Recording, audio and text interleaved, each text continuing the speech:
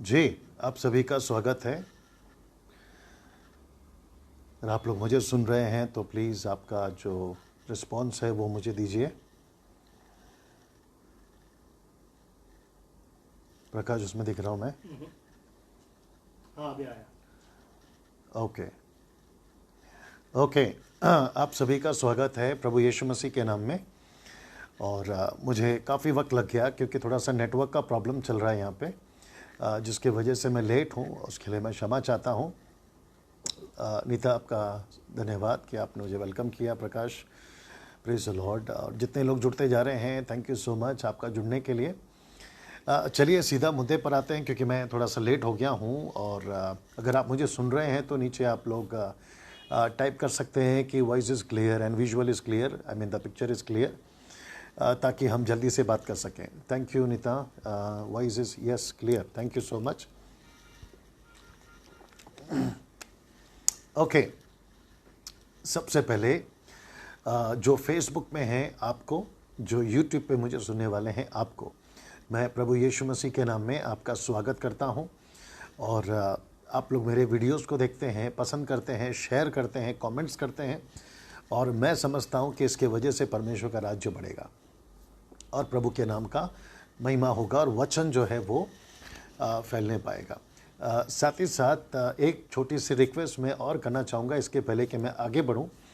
आप लोग जब मुझे सुनते हैं और मेरे जो वीडियोस आप लोग को ठीक लगता है कि मैं परमेश्वर के बाइबल से बात कर रहा हूँ, तो मैं चाहता हूँ कि आप लोग अपने जितने फ्रेंड्स हैं ना, उन सबको मेरा वीडियो टैग करिए। मैं रिपीट करता हूँ कि मेरे सभी वीडियोस जो आप लोगों को ठीक लगते हैं उसको दूसरों को, या आपके जो फ्रेंड्स हैं आप उनको टैग करिए ताकि वे भी देख सकें और ये जितना हो सके फैलता चला जाए।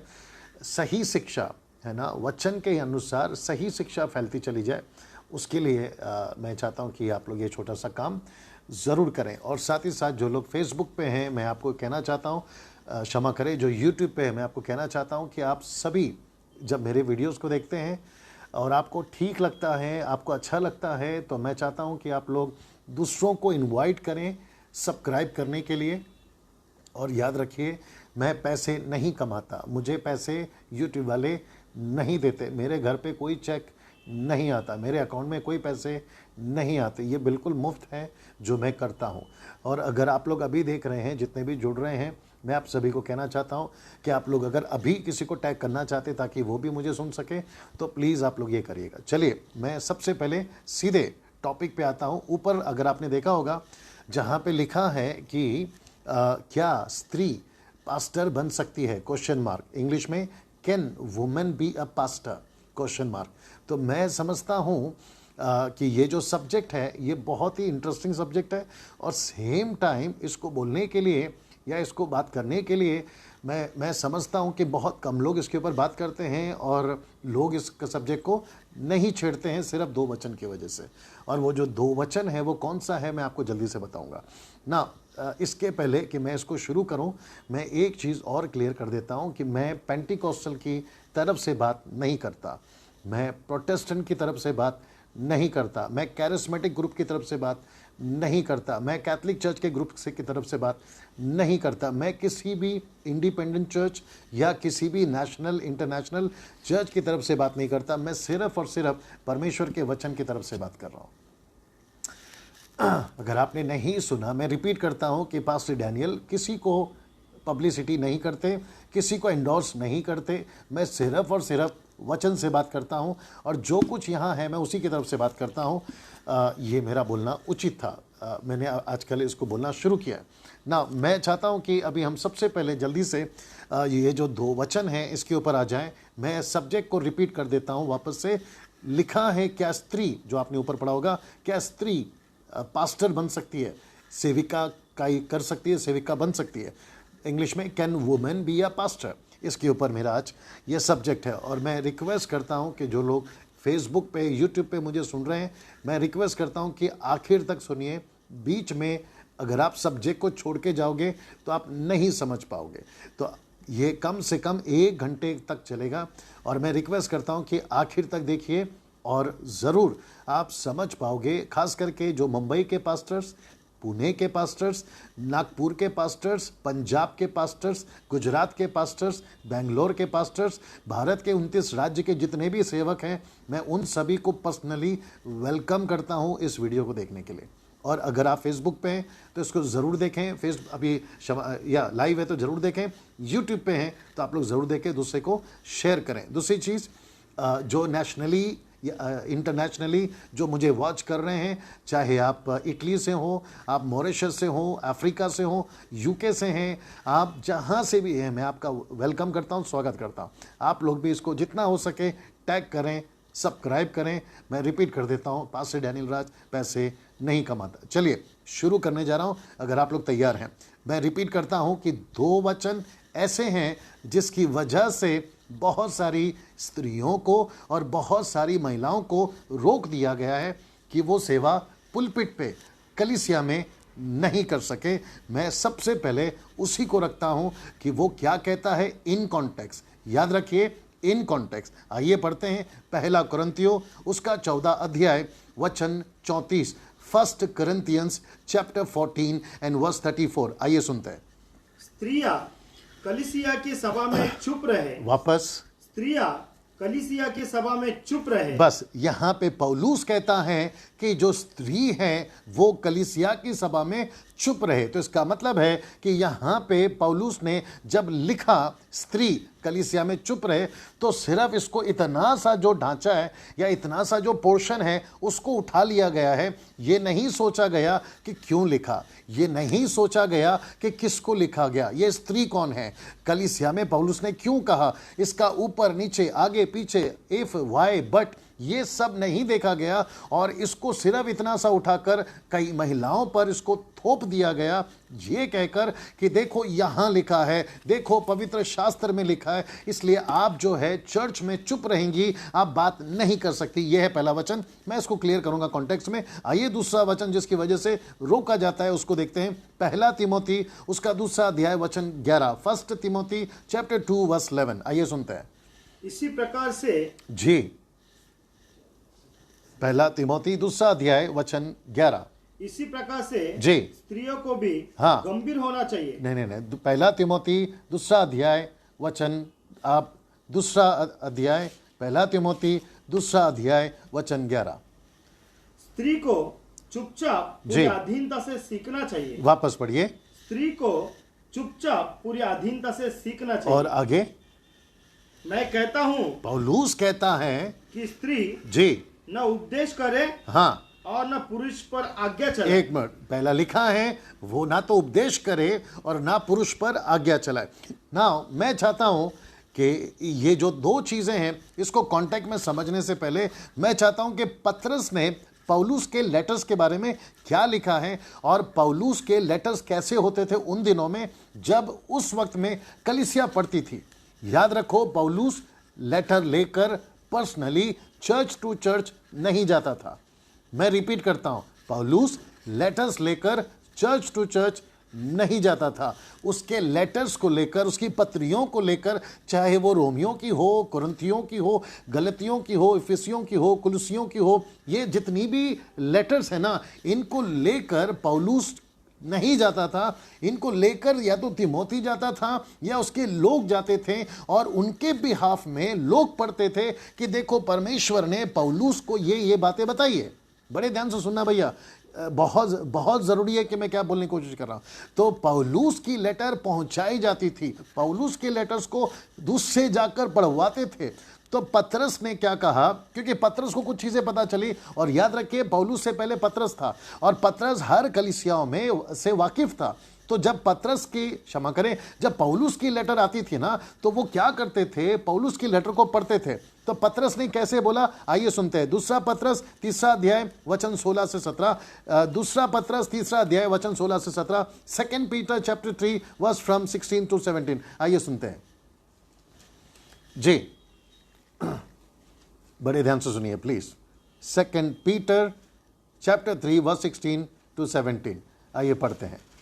जो लोग फेसबुक पे हैं मैं रिक्वेस्ट करता हूं कि आप लोग भी पढ़ें, और जो यूट्यूब पे है मैं रिक्वेस्ट करता हूं आप लोग भी पढ़ें जी। 3 अध्याय वचन 16 से 17। जी, वैसे ही हाँ, उसने अपने सब पत्रियों में भी हाँ, इन बातों की चर्चा की है, जी। जिनमें कुछ बातें ऐसी हैं एक मिनट, जिनमें कुछ बातें किसकी? पौलुस की। जिसमें कुछ बातें पौलुस की ऐसी हैं जिनका समझना कठिन है। जिसका समझना कठिन है। क्यों कठिन है? क्योंकि पौलुस डायरेक्ट आकर नहीं समझा रहा है, पौलुस के लेटर को लाकर समझाया जा रहा है। और जो समझा रहा है पढ़ पढ़कर, या जो लोग पढ़ रहे हैं उस वक्त में पौलुस की पत्रियों को पढ़ पढ़कर, वो कैसे पढ़ रहे हैं वो भी सुनिए जी।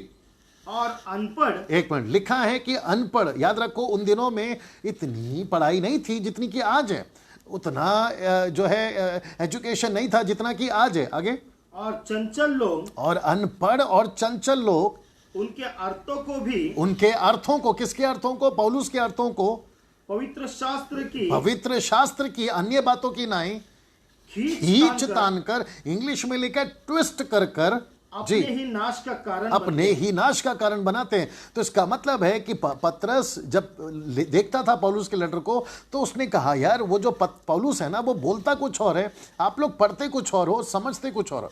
तो याद रखो कि पतरस को उन दिनों में पौलुस की पत्रियों में ये चीजें पता चल गई थी। और सोचिए, अगर उन दिनों में पौलुस की लेटर को लेकर अगर इतना कंफ्यूजन था या लोग नहीं समझ पा रहे थे, आज तो 2019 चल रहा है, तो आप लोग सोच के देखिए फिर आज कितना कंफ्यूजन होगा।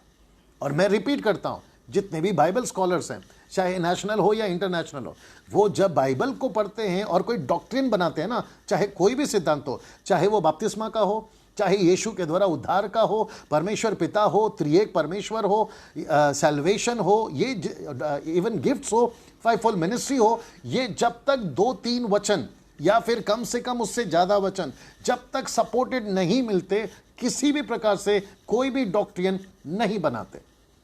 ये बात आपको समझनी बहुत जरूरी होगी। लेकिन सिर्फ 2 वचन, वो भी आउट ऑफ कॉन्टेक्स्ट, अब उस वक्त में लोगों ने कैसे पढ़ा, लोगों ने कैसे समझा, उसको हटाकर ट्विस्ट कर कर, खींच तान कर अपने नाश का कारण कैसे बनाया। आइए अब पढ़ते हैं। तो इसका मतलब है कि पहले वापस जाना होगा 1 कुरिन्थियों 14 का 34 में। वापस आइए 1 कुरिन्थियों 14 का 34 में, जहां पर पौलुस ने कहा कि स्त्रियां कलीसिया की सभा में चुप रहे। तो ये सबसे पहले स्त्री कौन है, आइए देखते हैं जी। 34 को वापस पढ़िए। स्त्रियां जी। कलीसिया के सभा में चुप रहे जी। क्योंकि उन्हें बातें करने की आज्ञा नहीं। एक मिनट, ये स्त्री कौन है? सबसे पहला ये समझना होगा। तो इसका मतलब है कि स्त्री अलग होती है, पत्नी अलग होती है। हर पत्नी स्त्री हो सकती है, लेकिन हर स्त्री पत्नी नहीं हो सकती। यह आपको समझना बहुत जरूरी होगा ना। वचन 35 में क्या लिखा है, पढ़िए जी।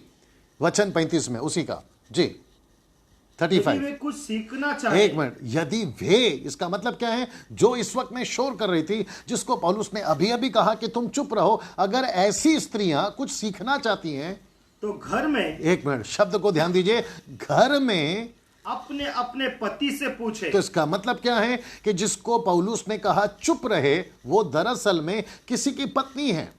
और वो पत्नियों को कह रहा है कि आप अभी फिलहाल चुप हो जाएं, आपको जो भी पूछना है आप अपने घर पर पूछे। अब हमको नहीं पता कि वहां पर क्या हो रहा था, हम नहीं जानते कि उस वक्त का सिनेरियो कैसा था, उस वक्त में क्या घटना घटी थी, क्योंकि बाइबल में सब कुछ नहीं लिख सकते। आप आउट ऑफ कॉन्टेक्स्ट में जाके संदर्भ को हटाकर अगर आप ये कहोगे कि देखो यहां लिखा है, लेकिन यह भी तो सोचना जरूरी होगा कि वहां पौलुस ने क्यों कहा। और वो याद रखो पत्नी है किसी की, और वो पत्नी चिल्ला रही थी, अपने पति से बात करना चाह रही होगी, पति की बातें लेकर कंप्लेंट कर कर पति पौलुस को सुनाना चाह रही होगी। तो इसलिए पौलुस ने कहा कि आप चुप रहिए। मैं आगे बहुत सारी चीजों पे आऊंगा। अब वापस आइए 1 तीमुथी 2 का 11। आइए देखते हैं कि वहां पर भी पत्नी है या स्त्री है। आइए उसको ठीक करते हैं जी। 11 से पढ़िए, 1 तीमुथी 2 का 11। और मैं उम्मीद करता हूं कि आप लोग सब सुन रहे हैं जी। स्त्री को चुपचाप पूरी अधीनता से सीखना चाहिए। एक मिनट, यहां पे स्त्री शब्द है, तो यहां पर कहता है कि स्त्री को चुपचाप पूरी अधीनता से सीखना चाहिए। ये स्त्री कौन है, पत्नी है या स्त्री है, वो भी देख लेते जी। आगे बढ़िए। मैं कहता हूँ, एक मिनट, मैं कहता हूं, पौलुस कहता है मैं कहता हूं, स्त्री न उपदेश करे, एक मिनट, स्त्री ना उपदेश करे, लेकिन कहा, वो भी सुनिए दूसरा, न पुरुष पर आज्ञा चलाए। तो इसका मतलब है कि यहां पे कॉन्टेक्स्ट है पति पत्नी का। यहां पे बात हो रही है पत्नी की, बात स्त्री की नहीं हो रही है। वहां पर भी 1 कुरिन्थियों 14, 34, 35 में, 1 तीमुथी 2 का 11 और 10 और 11, 12 में, वहां पर भी पत्नियां हैं। तो कॉन्टेक्स्ट के आगे पढ़ लीजिए। और एक दे देता, आगे बढ़िए भैया।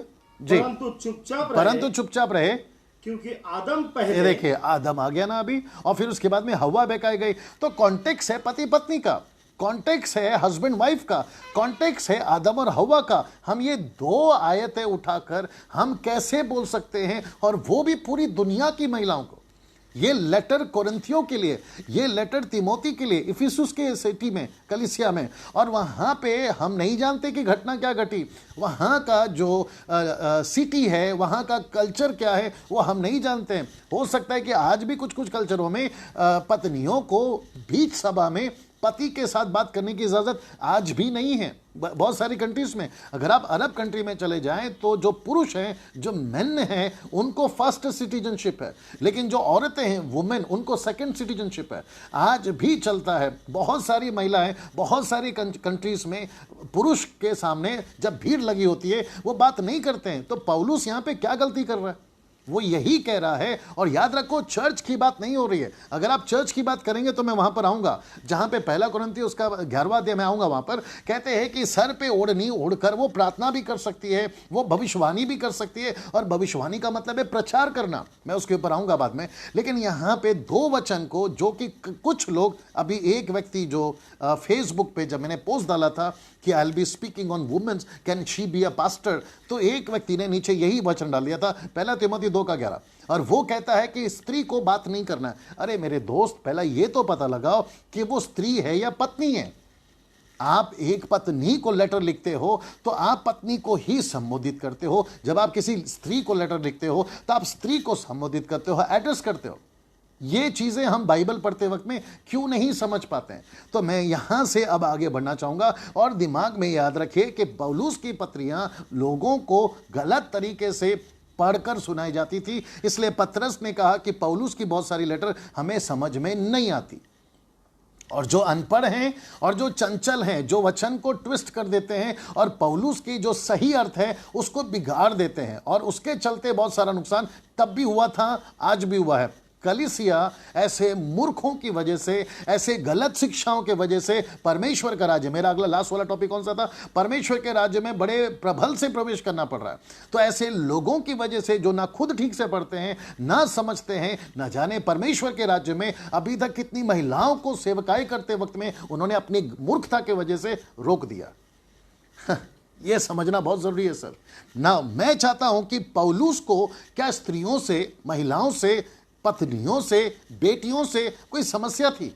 आइए उसको क्लियर करते हैं। और मैं चाहता हूं कि प्लीज मेरे साथ बने रहें। मैंने हिब्रू से, मैंने ग्रीक से, मैंने इंग्लिश से, मैंने हिंदी से बहुत सारे वचनों को बिल्कुल ठीक से समझकर, बिल्कुल प्रॉपर स्टडी कर कर मैं आपके बीच में बैठा हूं। पता है क्यों? जैसे यहां पे कैमरा चल रहा है ना, ऊपर परमेश्वर के पास में भी इस वक्त में कैमरा चल रहा है, और ये जो कुछ मैं आज बोल रहा हूं ये रिपीट टेलीकास्ट होगा जब न्याय का दिन होगा। और मुझे इस बात का डर है कि कहीं परमेश्वर की बॉडी ऑफ क्राइस्ट को, कलीसिया को मैं कहीं गलत ना सिखा दूं, मुझे उसका डर है। और जो अभी तक किसी ने नुकसान पहुंचाया है, मैं उसकी गलतियों को और उस मेस को, उस गड़बड़ी को ठीक करने की कोशिश कर रहा हूं वचन से ही। मेरे साथ बने रहे ना। सबसे पहले मैं चाहता हूं, क्या पौलुस के लिए स्त्रियां समस्या थी? आइए उसको देखते हैं। सबसे पहले प्रेरितों की किताब 8वां अध्याय वचन 3 पढ़िए। याद रखिए, प्रेरितों की किताब 8वां अध्याय वचन 3, the book of Act chapter 8 verse 3। यहां पे पौलुस का उद्धार नहीं हुआ है। यहां पे पौलुस नहीं है, शाऊल है, शॉल है। आइए देखते हैं कि इसने क्या किया। जी पढ़िए। शाऊल जी कलीसिया को उजाड़ रहा था। वापस पढ़ना। शाऊल जी कलीसिया को उजाड़ रहा था। एक मिनट, शब्द पे ध्यान दीजिए। कहता है कि जो शाऊल है ना, वो कलीसिया को उजाड़ रहा था, और किसको पकड़ रहा था वो भी देखिए। कलीसिया को उजाड़ रहा था, ये याद रखना, ये ब्रैकेट वर्ड है। जी आगे। और घर घर घुस एक मिनट, लिखा है घर घर घुस घुस कर। जी पुरुषों, एक मिनट, पुरुष और स्त्रियों को, एक मिनट, स्त्रियों को। तो मतलब उन दिनों में कलीसिया को उजाड़ रहा था। तो कलीसिया कौन कौन बना रही थी? प्रेरितों की किताब 8:3 में कहता है पुरुष भी कलीसिया बना रहे थे और स्त्री भी कलीसिया बना रही थी। और आपको पता है ये 8वां अध्याय का बात चल रहा है। 7वें अध्याय में स्टीफन को मारा गया, 6वें अध्याय में बड़ी जागृति आई है, 5वें अध्याय में कलीसिया रिच हो गई थी, 4थे अध्याय में वो जन्म का लंगड़ा चलने लगा था, 3रे अध्याय में कलीसिया 3000 की तादाद की टीचिंग में पहुंच गई थी, और दूसरे अध्याय में पेंतिकोस्त का दिन उतरा था जहां 3000 का उद्धार हुआ था, और ये बढ़ते बढ़ते जा रहे थे और उसमें पुरुष हो या स्त्री हो सबको बराबर ट्रेनिंग मिल रही थी कि आत्माओं को जीतना है, कलीसियाओं की स्थापना करना है और घर घर नगर नगर जाना है। और वहां पर इतना हल्ला हो चुका था, इतना धमाका हो चुका था कि चाहे पुरुष हो स्त्री हो, वापस पढ़ना, घर घर घुसकर, वहां से पढ़ना जी, घर घर घुसकर, घर घुसकर जी, पुरुष हो और पुरुष स्त्रियों हो को या स्त्री हो घसीट घसीट घसीट कर बंदी गृह में डालता था। क्यों पुरुष को डालिए ना आप, स्त्री को क्यों खींच रहे हैं? तो इसका मतलब है कि भैया यहां पे बात क्लियर हो गई कि चाहे पुरुष हो या स्त्री हो सबके सब सेवा कर रहे थे। नाउ यहां पर एक और बात बता देते हैं, प्रेरितों की किताब 9 का 1 पढ़िए। यहां पे थोड़ी सी लाइट गई है, लेकिन आप लोग मेरे साथ बने रहें जी, या मेरे साथ बने रहें प्लीज। ओ लाइट आ गई जी जी जी, मेरे साथ बने रहें। या पढ़िए ब्रदर जी, 9 का 1 से। शाऊल तो हाँ अब तक प्रभु के चेलों को धमकाने जी और घात करने की धुन में था। जी, महायाजक के पास गया हाँ हाँ पढ़िए पढ़िए पढ़िए पढ़िए। और उससे हाँ दमिश्क के आराधनालय के नाम जी इस अभिप्राय की चिट्ठियां मांगी जी कि क्या पुरुष हाँ क्या स्त्री हाँ जिन्हें वह इस पंथ पे हाँ, पाए हाँ, उन्हें बांधकर यरूशलेम को लाए। क्या पुरुष और क्या स्त्री। मैं वापस कहता हूं, देखिए प्रेरितों की किताब 8 का 3 में, प्रेरितों की किताब 9 का 1 में, यहां पे दोनों जगह पे आप पढ़ पाओगे पुरुष भी थे स्त्री भी थे। इसका मतलब है कि पौलुस को पता चल गया था कि उस वक्त में पुरुष भी सेवा कर रहे हैं, स्त्री भी सेवा कर रही है। Can you believe that? तो इसका मतलब है, प्रकाश वापस आइए, प्रकाशित वाक्य 22 का 4 पढ़िए। The books of Acts chapter 22 verse 4। अगर आप लोग मुझे सुन रहे हैं, बीच में लाइट गई थी, आवाज़ ठीक है, विजुअल ठीक है, तो प्लीज़ थोड़ा सा टाइप करके बता दें। मैं वापस कहता हूं, प्रकाशित, गॉड मर्सी ऑन मी जी, यहाँ पे लाइट का दिक्कत है क्योंकि मैं राजस्थान में हूँ और राजस्थान के एक होटल में हूँ जहाँ पे बारिश का भी मौसम है, लाइट आ रही जा रही है। उम्मीद करता हूँ कि आप लोग अभी ठीक हैं जी, मेरे साथ बने रहें। या प्रेरितों की किताब उसका 22वां अध्याय, प्रेरितों की किताब 22वां अध्याय वचन 22 का 4। The book of Acts chapter 22 verse 4। The book of Acts chapter 22 verse 4। मुझे पता है कि ये जो सब्जेक्ट है ना, ये बहुत पावरफुल है और लूसीफर को इस वक्त में तकलीफ हो रही है, इसलिए वो गड़बड़ कर रहा है। लेकिन हम चुप नहीं रहेंगे और आप लोग भी चुप नहीं बैठना। इसको जितना हो सके शेयर करिए, इसको जितना हो सकता है टैग करिए, क्योंकि बहुत सारा मैस हो चुका है चर्च में, बॉडी ऑफ क्राइस्ट में बहुत सारी गड़बड़ियाँ चल रही है परमेश्वर के, है ना, कलीसिया में। आइए उसको ठीक करते हैं जी। पढ़िए प्रेरितों की किताब 22 का 4 जी, 22 का 4 जी। मैंने पुरुष हाँ और स्त्री हाँ दोनों को बांध बांध कर, लिखा है पुरुष हो या स्त्री हो, लिखा है दोनों को बांध बांध कर, आगे बंदी गृह में डालकर इस पंथ को हाँ यहाँ तक सताया जी कि उन्हें मरवा भी डाला। यहां तक कि उनको मरवा भी डाला। तो पौलुस ने पुरुषों को भी मारा है, स्त्रियों को भी मारा है, पुरुषों को भी जेल में डाला है, स्त्रियों को भी जेल में डाला है। क्यों? ये जरा सोच के देखें। मैं ओपन चैलेंज देता हूं हर वो इंटरनेशनल स्पीकर को, मैं ओपन चैलेंज देता हूं वो हर नेशनल प्रीचर को जो इस प्रकार की डॉक्ट्रिन बनाते हैं कि महिलाएं सेवा नहीं कर सकती। मैं उन सभी को ओपन चैलेंज देता हूं। आप मुझे प्लीज ये क्लियर करके बताएं कि महिलाएं सेवा नहीं कर सकती, और उस वक्त में महिलाएं सेवा नहीं करती थी, मुझे क्लियर करके बताएं।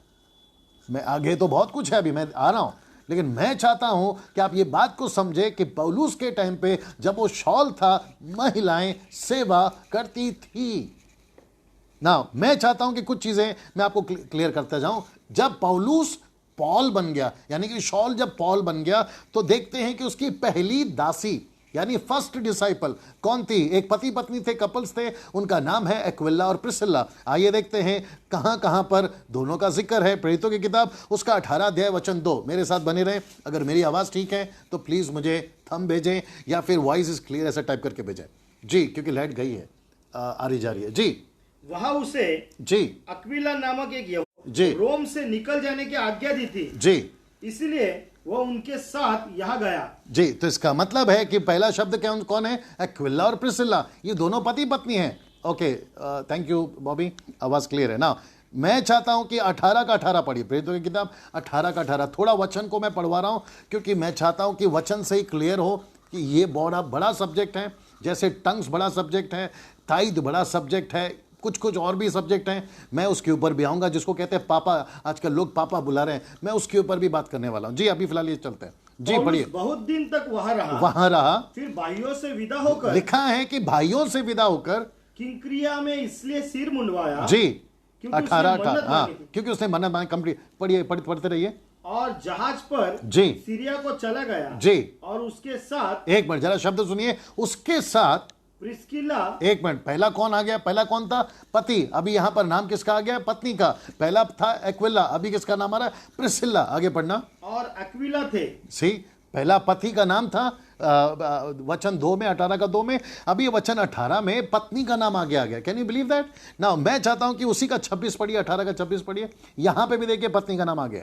वो जी आराधनालय में जी, निडर होकर बोलने लगा। हाँ पर प्रिस्किला एक मिनट, वापस प्रिस्किल्ला, या आगे और अक्विला, सी, पति का नाम बाद में आ रहा है, पत्नी का नाम पहले आ रहा है। तो इसका मतलब है कि पौलुस को मिनिस्ट्री में उस वक्त में जो मदद करती थी, पति तो था ही था, लेकिन पत्नियां ज्यादा थी आगे।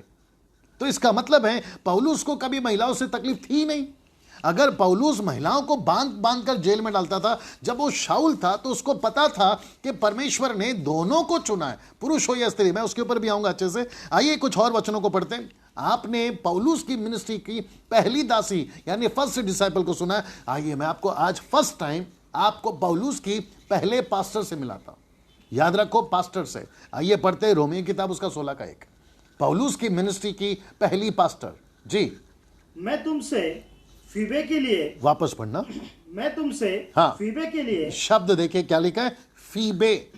आगे जो हमारी बहन, एक मिनट, लिखता है कि वो हमारी बहन है। पौलुस कहता है वो मेरी बहन है। आगे सुनिए। और किंक्रिया की कलीसिया किंक्रिया सेविका की है। कलीसिया की सेविका है। और इंग्लिश ट्रांसलेशन कहता है she was the minister. Minister का मतलब है मिनिस्ट्री करने वाली। और मिनिस्ट्री में पास्टर होते हैं, एवेंजलिस्ट होते हैं, प्रॉफिट होते हैं, टीचर होते हैं, अपोस्तल होते हैं, ये सब होते हैं सर। मैं उसके ऊपर भी आऊंगा। तो इसका मतलब है कि पौलुस की फर्स्ट डिसाइपल प्रिस्किल्ला, आपका पौलुस का पहला पास्टर, जिसको वो अपने आप बहन कहता है और कहता है कि वो कलीसिया की सेविका है, उसका नाम क्या है? फीबे। और आगे देखो क्या लिखा है कि क्या बोलता है, जरा ध्यान से सुनिए। जी जी पढ़िए। मैं विनती करता हूं वो कहता है कि मैं विनती करता हूं फीबे के लिए कि तुम हाँ, जैसा कि पवित्र लोगों को एक चाहिए। मिनट, कहता है कि जैसा वहां के जितने पास्टर फेलोशिप थे ना, वो उसको बोल रहा है। वहां पे जितने भी मिनिस्टर थे ना, वो उसको बोल रहा है। क्या बोल रहा है? बड़े ध्यान से सुनिए कि जैसा चाहिए कि आगे पवित्र लोगों को चाहिए, हाँ, उसे प्रभु में ग्रहण नहीं करो। वापस पढ़ो। हाँ, मैं विनती करता हूं कि जैसा कि पवित्र लोगों को चाहिए, जैसे पवित्र लोगों को चाहिए, उसे प्रभु में ग्रहण करो। Can you believe that? वो वहां के पास्टरों को कह रहा है कि जैसे तुम मुझे स्वीकार करते हो ना, वैसे तुम फीबे को स्वीकार करो। जैसे पास्टर फेलोशिप में तुमने मुझे अपोस्तल, प्रॉफिट, बाइबल टीचर या पास्टर समझ के एक्सेप्ट किया है ना, वैसे तुम फीबे को एक्सेप्ट करो। Can you believe this? मेरा एक दिक्कत है, आज पास्टर फेलोशिप में लेडीज क्यों नहीं होती? आज बड़े बड़े कन्वेंशन में लेडीज क्यों नहीं होती? पौलुस के टाइम पे तो थी, यहां पर लिखा हुआ है। तो इसका मतलब है पौलुस कहता है कि जैसे तुम मुझे स्वीकार कर रहे हो, जैसे हम पवित्र लोगों को स्वीकार करते हो, वैसे उसको भी स्वीकार करो। मेरे पास में बहुत कुछ है, मैं आगे आऊंगा ना। मेरा एक प्रश्न यहां पर है, आपका पहला कुरिन्थियों 11 का 5 में मैं चाहता हूं कि पौलुस ने महिलाओं को क्या क्या इजाजत दी है, जरा पढ़िए। जी, फर्स्ट कुरिन्थियन चैप्टर 11 वर्स 5। जी, परंतु जो स्त्री जी, उघाड़े सिर प्रार्थना या ये देखिए भविष्यवाणी करती है, यहां पे चर्च में प्रार्थना का जिक्र है। दुपट्टा वो अलग टॉपिक है, लेकिन कम से कम प्रार्थना करे, ऐसा खुद पौलुस बोल रहा है। दूसरा, जी बोलिए, पढ़िए। वह सिर का अपमान करती है, आगे पढ़िए। हाँ पढ़िए, आगे पढ़िए। क्योंकि वह मुंडी होने के बराबर है। हाँ, वचन 6। यदि स्त्री हाँ। ओढ़नी न ओढ़े हाँ। तो बाल भी कटा ले। नहीं, 5 को पूरा पढ़ो। परंतु जो स्त्री हाँ। उघाड़े सिर प्रार्थना या या भविष्यवाणी तो करती इसका है, मतलब है दो चीजें हैं, एक है प्रार्थना और दूसरा है भविष्यवाणी। मैं रिपीट करता हूं, एक है प्रार्थना, दूसरा है भविष्यवाणी। और याद रखो, भविष्यवाणी का मतलब है जो परमेश्वर वचन आपके अंदर डालता है, उन दिनों में उनको बोलना होता था। वो प्रीचिंग हो सकता है, वो टीचिंग हो सकता है, वो परमेश्वर की ओर से आकर जो है एक संदेश हो सकता है। पौलुस कहता है 1 कुरिन्थियों 14:1 में कहता है कि प्रेम का अनुकरण करो, लेकिन सबसे ज्यादा क्या करो? भविष्यवाणियां क्यों करनी होती थी? क्योंकि परमेश्वर अपने लोगों से बात करता था। क्यों बात करता था मैं वो भी बताता हूं। क्योंकि उन दिनों में कंप्लीट बाइबल कलीसियाओं के पास में नहीं हुआ करती थी। मूसा की किताबें हुआ करती थी, यशायाह की किताबें हुआ करती थी, बहुत सारे भजन संहिता की पुस्तक होती थी, लेकिन कम से कम 6वीं सदी तक कलीसियाओं के पास में पूरी बाइबल नहीं थी। तो परमेश्वर का जो आत्मा है वो कलीसिया उन दिनों में चला रहा था। तो कलीसिया में क्या होना चाहिए, कलीसिया में क्या नहीं होना चाहिए, ये सारी चीजों का देख रेख जो है वो पवित्र आत्मा की जिम्मेदारी पर है, जो यीशु मसीह बोल कर गए थे। तो यहां पर भी वो कह रहा है कि स्त्रियां एक तो प्रार्थना करेंगी, दूसरा वो भविष्यवाणियां करेंगी। बस शर्त इतना था, लाइट का बड़ा दिक्कत हो रहा है सर। शर्त इतना था कि वो सर पे दुपट्टा डाल के बात करें। अब यहां पे सर का दुपट्टा इशू नहीं है, यहाँ पे इशू जो है ना, या उम्मीद करता हूँ कि लाइट जो है वो नहीं जाएगी अभी। चलिए, लाइट आ गई, थैंक यू सो मच। आप लोग फिर से सुन पा रहे हैं, उम्मीद करता हूँ कि सुन पा रहे होंगे। ओके राइट, चलिए मैं आगे बढ़ता जाऊँगा। शुक्र है कि इनके पास में इन्वर्टर है या ना जनरेटर है, जिसकी वजह से हम अभी तक ठीक से चल पा रहे हैं। और ये मैं आपको बताऊँ फर्स्ट टाइम हो रहा है, मैं कम से कम यहाँ पे 3 दिन से रुका हूँ, इतनी लाइट कभी नहीं गई है जितनी अभी जा रही है। और मैं आपको बताना चाहता हूं कि जब से मैंने ये सब्जेक्ट को स्टार्ट किया है, स्टार्ट करते वक्त में भी मुझे बहुत सारी तकलीफ़ें आ रही थी। कभी सिग्नल नहीं ले रहा है, कभी फ़ोन स्टार्ट नहीं हो रहा है। और मैं समझता हूं कि ये जो वीडियो है ये बड़ा धमाका करेगा। और लूसीफर को अच्छे से पता है कि बहुत सारी सच्चाइयाँ प्रकट होने वाली है, और वो लाख कोशिश कर रहा है टेक्निकली कि वो रोक सके, लेकिन हम नहीं रुकेंगे। प्रभु हमारे साथ में है ना। मैं चाहता हूं कि 2 चीजें मैंने क्लियर कर दी। पहला है कि पौलुस कहता है कि आप प्रार्थना कर सकती हो, दूसरा कहता है कि तुम प्रोफेसी कर सकती हो। सर पे कपड़ा डालो, ये अलग सब्जेक्ट है, मैं उसके ऊपर फिर कभी बात करूंगा। मैं चाहता हूं कि आइए देखते हैं फिलिप जो था ना, जो एवेंजलिस्ट था, उसकी 4 बेटियां थी। वो चारों बेटियां क्या करती थी आइए बताते हैं। प्रेरितों की किताब 21:9, the book of Acts chapter 21:9। आइए सुनते हैं। यहूदी इस रीति से बांधेंगे और अन्य जातियों के हाथ में सौंपेंगे। ओके, बीच में मुझे लगता है कि कनेक्शन फिर कट गया था। वापस से पढ़िए प्रेरितों की किताब 21:9, बड़े ध्यान से सुनिएगा। मुझे पता है कि लाइट आज तकलीफ दे रही है, लेकिन हम आगे बढ़ते जाएंगे जी। उसकी 4 कुंवारी पुत्रियां थी। एक मिनट, उसकी 4 कुंवारियां बेटियां थी, डॉटर्स, वर्जिन डॉटर्स इंग्लिश में लिखा है। वो क्या करती थी सुनिए जी। जो भविष्यवाणी करती थी। एक मिनट, क्या लिखा है सर? भविष्यवाणियां करती थी। ये फिलिप्पुस कौन है? जो एवेंजलिस्ट था उन दिनों में। फिलिप्पुस को नहीं पता था कि मेरी बेटियां हैं और मुझे उनको इसमें नहीं लगाना है, वचन का प्रचार करने नहीं लगाना है। वो उसको क्या परमेश्वर ने नहीं रोका? अगर महिलाओं से समस्या थी तो फिलिप ने रोकना चाहिए था अपनी बेटियों को, पौलुस ने रोकना चाहिए था फीबे को, पौलुस ने रोकना चाहिए एक्विला को, क्षमा करे प्रिस्किल्ला को।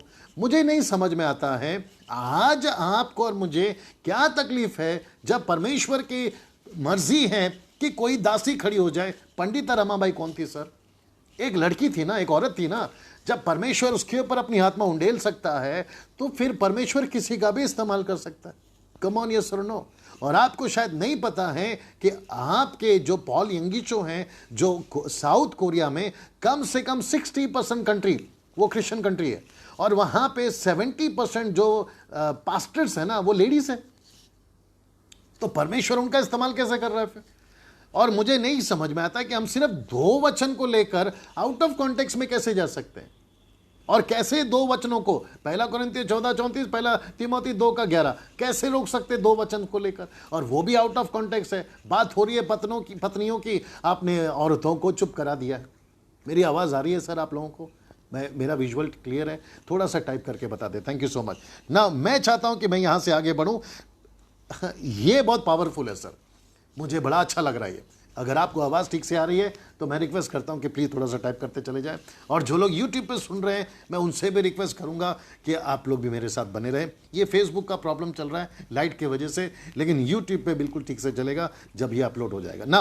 मैं चाहता हूं, क्या यीशु की मिनिस्ट्री में महिलाएं थी? आइए देखते हैं। लूका की किताब उसको 8वां अध्याय वचन 1 से लेकर 3 तक। लूका की किताब 8वां अध्याय वचन 1 से लेकर 3 तक। आइए सुनते हैं वहां पर क्या लिखा है जी। इसके बाद जी वह नगर नगर और गांव गांव प्रचार करता हुआ जी और परमेश्वर के राज्य का सुसमाचार सुनाता हुआ जी फिरने लगा। जी आगे और बढ़ो। वे हाँ 12 उसके साथ थे एक मिनट, यीशु के 12 चेले उसके साथ थे। और कुछ स्त्रियां भी थी एक मिनट वापस पढ़ना, कुछ स्त्रियां भी थी जो दुष्टात्माओं से, हाँ और वे ये हैं हाँ मरियम मगदलिनी। ना, यहां पे औरतें हैं, यस। यीशु की मिनिस्ट्री में महिलाएं हैं, यस। वहां पे यीशु के पीछे पीछे महिलाएं चल रही हैं, यस।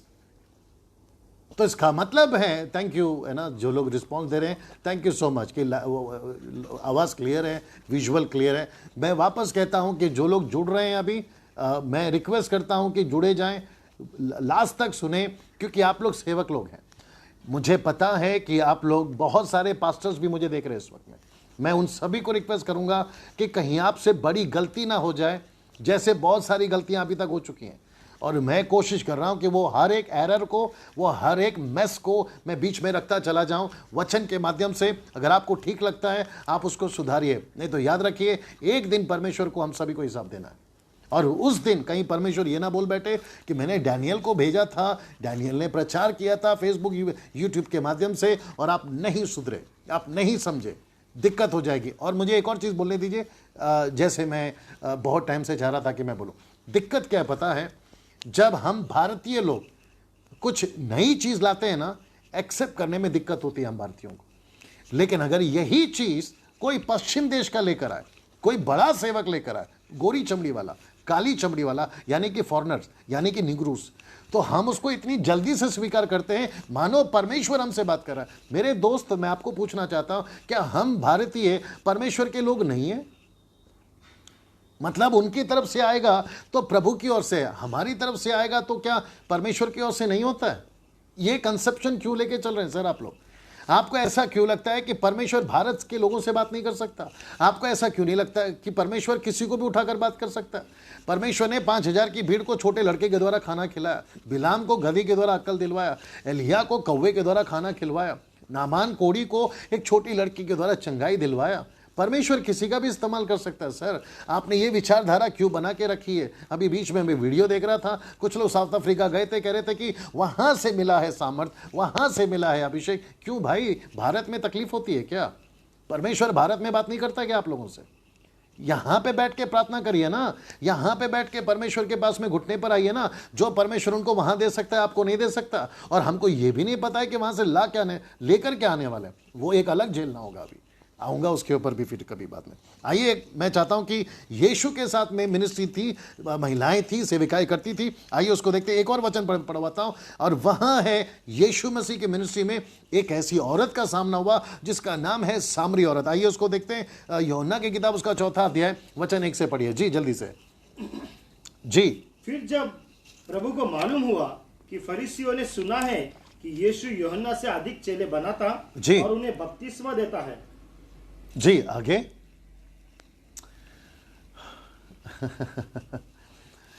आज या पढ़िए पढ़िए पढ़िए, लाइट है, लाइट है। हाँ, अच्छा नहीं दिख रहा है ना? ओके ओके, मेरा लाइट है ना, मेरा फ़ोन है। हाँ, आगे आगे आगे आगे जी जी पढ़िए। आज वाकई में मैं आपको सच बताऊं, आज वाकई में बड़ा गड़बड़ चल रहा है जी। पढ़िए। फिर जब प्रभु को मालूम हुआ कि फरीसियों ने सुना है जी कि यीशु से अधिक चेले, वचन 2 पढ़िए, वचन 2 पढ़िए, 2 से पढ़िए। यद्यपि यीशु सोए नहीं, हाँ। वरन उसके चेले बपतिस्मा देते थे। जी जी आगे। तब वह यहूदिया को छोड़कर हाँ। फिर गलील को चला गया जी। और उसको सामरिया से होकर जाना अवश्य था। एक मिनट, ये जो शब्द है ना, अवश्य था, इसका मतलब क्या है? इसका मतलब है कि पवित्र आत्मा ने यीशु मसीह को जैसे जंगल में अगुवाई किया कि आप अभी 40 दिन के लिए जंगल जाओगे, वैसे ही पवित्र आत्मा ने यीशु को अगुवाई किया कि आपको एक ऐसी महिला से मिलना है, एक ऐसी औरत से मिलना है जो पूरे सामरी के गांव को जीत सकती है। Can you believe that? शब्द को वापस पढ़ना, उसको जाना जरूरी था। और उसको हाँ। सामरिया से होकर जाना अवश्य ये था। जो शब्द है ना, अवश्य था, आप इसको जरा पकड़िएगा, कभी जरा ध्यान दीजिएगा।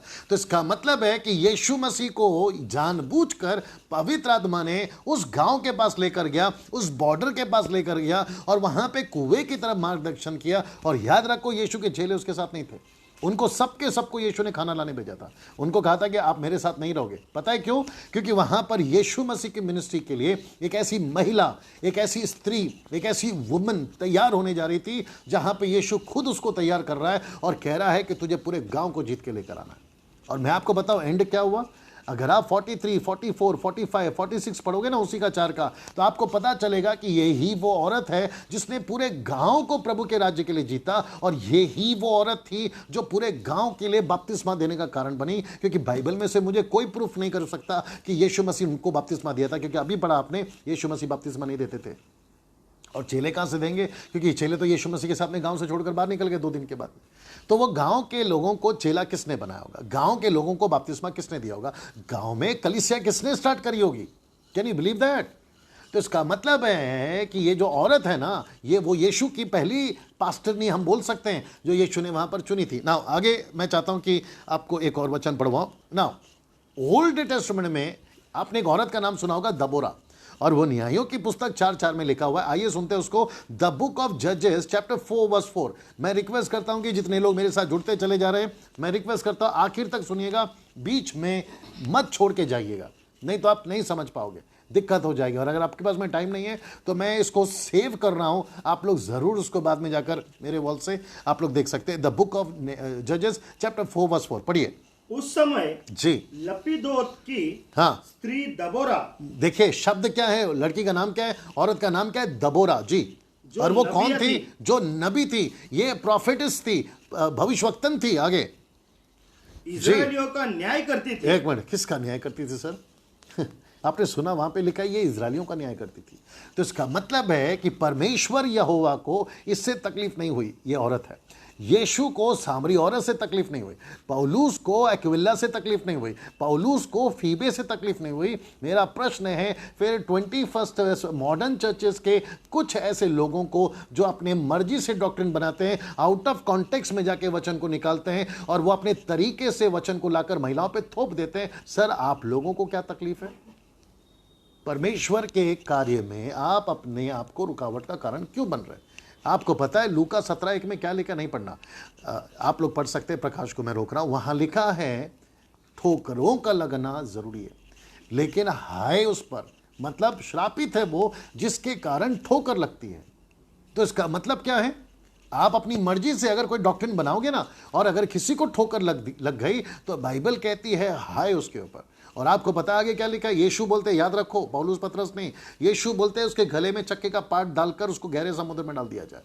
तो इसका मतलब क्या है? आप किसी के लिए ठोकर का कारण मत बनिए। अगर कोई चर्च पे रूल बनाते ना तो थोड़ा सोच समझ के बनाइए।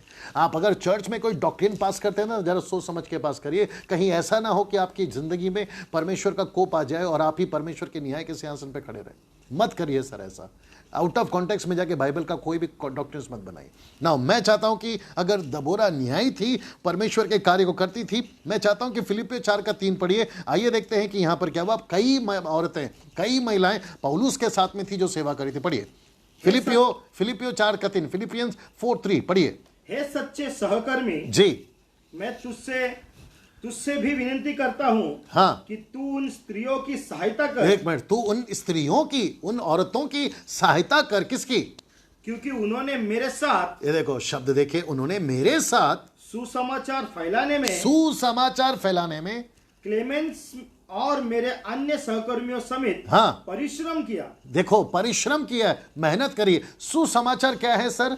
सुसमाचार है जातियों को जीतना। सुसमाचार क्या है? मत्ती 28:18-20 में छेला बनाना। सुसमाचार क्या है? कलीसियाओं की स्थापना करना। मत्ती की किताब 16:18 में मैं कलीसिया बनाऊंगा। इसका मतलब है कि ऐसी कुछ महिलाएं थी। आप सिर्फ एक शब्द को मत उठाइए कि ये सुसमाचार सुनाती थी, ये पास्टर नहीं थी। सुसमाचार ये कंप्लीट पैकेज है सर।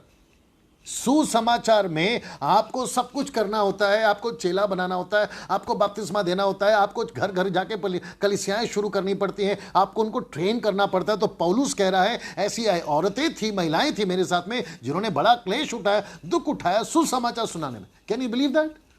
तो सर मेरा प्रश्न है फिर आप लोगों से, आपको महिलाओं को प्रमोट करने में क्या दिक्कत है? मैं चाहता हूं कि फेसबुक वालों आप, यूट्यूब वालों आप, अगर ऐसी कोई डॉक्ट्रिन आप सुनते हैं जो आउट ऑफ बाइबल के स्क्रिप्चर है, दो टुकड़ा उठाकर, कौन सा? पहला कुरिन्थियों 14 का, फिर कौन सा है? पहला तिमोथी 2 का 11, उसको उठाकर, वो भी आउट ऑफ कॉन्टेक्स्ट में, हालांकि बात कोई और है, उसको उठाकर आप ये डॉक्ट्रिन नहीं बना सकते। आपको अपने आप को ठीक करना होगा ना। मैं आगे बढ़ रहा हूं।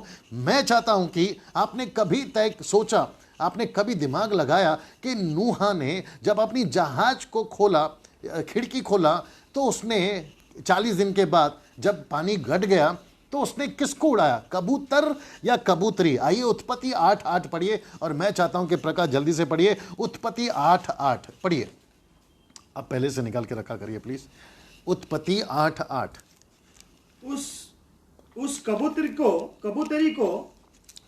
वापस पढ़िए। उस कबूतरी को वापस पढ़िए। उस कबूतरी को लिखा है उस कबूतरी को। अगर आप इंग्लिश में ढूंढोगे तो डव आएगा, लेकिन यहां पे जो ट्रांसलेशन आया है हिंदी में, वहां पर लिखा है कि कबूतरी को। तो इसका मतलब है, बॉबी लिख रहे हैं फीमेल डव, थैंक यू। तो इसका मतलब है कि नूहा ने पहले कौवा उड़ाया, उसके बाद में किसको उड़ाया? कबूतरी को।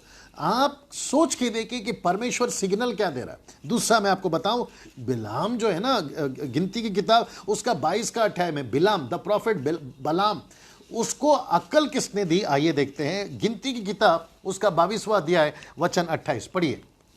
तब यहोवा ने जी, गदही का मुंह खोलकर, आपको गधे ही नहीं पढ़ना है, गधी ही पढ़ना है। यार हद हो गई, मैं दुनिया को सुधार रहा हूं, तेरे को सुधारना पड़ रहा है। पढ़िए। तब यहोवा ने जी, गदही का मुंह खोल बस। दिया। तो ये गधी है। अभी इसको भी लिख दीजिए, अपना क्या नाम है बॉबी, फीमेल डोंकी, गधी। तो इसका मतलब है कि परमेश्वर ने कबूतरी, फिर उसके बाद में गधी। मेरे पास में और एक है, लेकिन मैं उसको नहीं पढ़वाऊंगा। योना को जिसमें पेट में रखा ना, वो मछली थी, मछला नहीं। कौन से पेट में इतना बड़ा दानव जैसा आदमी जो है, उसको इतना विशाल आदमी योना को अंदर रखेगा? मछला, मछली है ना, वो फीमेल है। किसके पेट में जगह होता है अंडा का? फीमेल। अब आप ये सारी चीजें अगर आपको पता चलेगी तो आपको पता चल जाएगा कि परमेश्वर ने जगह जगह पर, आप इशारा देख लीजिए, वो महिलाएं हैं, वो कबूतरी हैं, वो गधी है, वो मछली है, और सारी बहुत सारी हैं ना। एक ऐसी लॉजिक है जो मैं चाहता हूं कि आप समझे, उसको बड़े ध्यान से सुनिएगा। Thank you Bobby. यीशु मसीह, क्षमा करें, शैतान ने, आपको पता है किसका इस्तेमाल किया पूरी दुनिया को फंसाने का? एक औरत का। मैं रिपीट करता हूं कि शैतान ने, लूसीफर ने सांप बनकर पूरी दुनिया को फंसाने के लिए किसका इस्तेमाल किया? एक औरत का। और आप, या एक औरत का यानी कि हवा का। लेकिन आपको पता है पूरे दुनिया को बचाने के लिए यीशु मसीह ने किसका सहारा लिया? या पृथ्वी पे आने का? औरत का। तो इसका मतलब है कि शैतान कहता है मैं औरत के द्वारा सब बिगाड़ूंगा, तो यीशु कहता है मैं औरत के द्वारा सब सुधारूंगा। तो मैं चाहता हूं कि एक वचन पढ़ लीजिए, आपके होश उड़ जाएंगे। आपने कभी नहीं पढ़ा होगा। The book of Jeremiah chapter 31 verse 22। Thank you Rajesh भाई, राजेश मलाकी। मैं आपके ही शहर में हूं सर, राजस्थान में, और अभी आऊंगा जयपुर, उदयपुर आऊंगा जी। यिर्मयाह की किताब उसका 31वां अध्याय वचन 22। हे भटकने वाली कन्या जी, तू कब तक इधर उधर फिरती रहेगी? जी, यहोवा की एक नई अब सृष्टि। जरा ध्यान से सुनिएगा, और मैं वापस कहता हूं, मैं इसको हिब्रू पढ़ चुका हूं, मैं इसका इंग्लिश वर्जन पढ़ चुका हूं, मैं आपका न्यू NIV, आपका किंग जेम्स वर्जन, आपके जितने भी वर्जन है ना, उसको पढ़कर बात कर रहा हूं, याद रखिए। अब सुनिए जरा ध्यान से जी। यहोवा की एक नई सृष्टि, लिखा है यहोवा की एक नई सृष्टि पृथ्वी पे प्रकट होगी, अर्थात नारी पुरुष की रक्षा करेगी। Can you believe that? English translation में क्या लिखा है मालूम है? जो औरत है ना, वो पुरुष के चारों तरफ चक्कर लगाएगी, एक सर्कल बनाएगी, कंपास, जो पेंसिल लेकर बच्चे लोग खींचते हैं ना गोल गोल, वो ट्रांसलेशन आया। तो इसका मतलब है कि जो औरत है ना, वो पुरुष की रक्षा करेगी, मतलब वो उसको सहारा देगी। यीशु का सबसे पहला सुसमाचार जी उठा 12 चेलों ने नहीं सुना है सर, पतरस ने नहीं सुना है सर, यूहन्ना ने नहीं सुना है सर, वो मैरी मैगदलीन थी।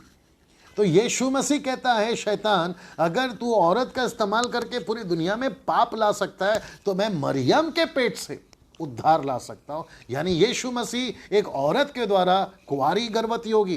क्या लिखा है यशायाह का 6:9 में, एक कुंवारी गर्भवती होगी, पुत्र को जनेगी। यीशु मसीह के बारे में क्या बोला पतरस पौलुस ने, कहा है कि यीशु मसीह जो एक स्त्री के द्वारा जन्मा वो उद्धारकर्ता बना। तो शैतान को जवाब देने के लिए यीशु मसीह ने उसी का हथियार इस्तेमाल किया जिसको उसने कमजोर बनाया था, यीशु मसीह ने उसी को पावरफुल बनाया। Can you believe that? और मैं आपको आगे बढ़ने से पहले और एक बता दूं, 3 चीजें आखिरी बताकर मैं समाप्त करूंगा। आपको पता है हम जितने पुरुष हैं आज, हम जितने भी मैन MAN जितने भी हैं ना, हम सब यीशु की दुल्हन है। तो कलीसिया को उसने कौन सा नाम दिया है? फीमेल। कलीसिया को नाम क्या दिया है? कलीसिया चर्च, यानी यीशु की दुल्हन। तो सर जब हम ही दुल्हन हैं तो इन हम महिलाओं से प्रॉब्लम क्या है सर आप लोगों को? जो लोग ऐसा डॉक्ट्रिन बनाते हैं, जो कहते हैं, और मैं जितनी सिस्टर्स अभी बैठ के सुन रही हैं और जितनी प्रभु की बेटियां सुन रही हैं, मैं आप सभी को कहना चाहता हूं आप लोग किसी से कम नहीं है, आप बिल्कुल इक्वल हैं। अभी मैं आगे आ रहा हूं। आप उतने ही पावरफुल हैं जितने प्रभु के दास लोग हैं, जितने मैन हैं MAN। आप लोग उतने ही पावरफुल है जितने कि बड़े बड़े टीवी पे जो लोग आते हैं ना। आप कभी अपने आप को अंडर एस्टिमेट मत करिए, क्योंकि ऊपर बैठा परमेश्वर ने आपके द्वारा लूसीफर को जवाब देने का ठेका ले लिया। यीशु मसीह कहता है कि तूने औरत के द्वारा पाप लाया, मैं औरत के द्वारा उद्धार लेकर आऊंगा, मैं जगत को बचाऊंगा। और बहुत सारी महिलाएं आज की तारीख में, कैन यू बिलीव दिस, आज की तारीख में कुछ ज़्यादा ही परेशानी हो रही सर लूसीफर को। आज की तारीख में जी आज की तारीख में, या मेरी तरफ दिखाओ प्लीज। आज की तारीख में, ओके बंद करिए। आज की तारीख में लूसीफर कहता है मैं ना औरत को बिगाड़ूंगा, यीशु कहता है मैं औरत के उदाहरण कलीसिया। आज की तारीख में सबसे ज़्यादा महिलाएं ऑफरिंग देती हैं, आज की तारीख में सबसे ज़्यादा कलीसिया में औरतें आती हैं। हर क्षेत्र में आपको देख लीजिए औरत ही हैं जो आपको सपोर्ट करती है, मदद करती हैं। आप है मेरे साथ में ना। प्रश्न यहाँ पर क्या है पता है? हमने लूसीफर की बातों को, चालाकी को समझा है और हम उसके बहकावे में आ गए कुछ लोग, और वो महिलाओं को प्रमोट नहीं करते, पुलपिट पे महिलाओं को मौका नहीं दे रहे। Can you believe that? मैं चाहता हूं कि लास्ट में मैं 3 बातें बोलकर खत्म करने जा रहा हूं, यानी कि 3 ऐसे पॉइंट्स हैं मैं उसको बताकर खत्म करने जा रहा हूं। और ये बहुत पावरफुल है, याद रखिए। मैं डंके की चोट पे बोलता हूं, आप लोगों ने कभी नहीं सुना होगा। और साथ ही साथ ऐसे जो लोग वुमेन्स पास्टर के खिलाफ हैं और वो कहते हैं कि महिलाएं पास्टर नहीं बन सकती, महिलाएं पुलपिट पे प्रचार नहीं कर सकती, महिलाएं can not be a preacher, women's can not be a preacher, women can not be a evangelist और नाइदर अ प्रॉफिट टीचर। मैं उन सबको ओपन चैलेंज देता हूं। अब ये जो 3 पॉइंट मैं बता रहा हूं वो आप उसको मुझे गलत साबित करके बताएं। It's a open challenge to you. आप कोई भी हो, नेशनल हो या इंटरनेशनल हो, आप मुझे मेरा नंबर दे देता हूं, मैं आपको नीचे डाल दूंगा।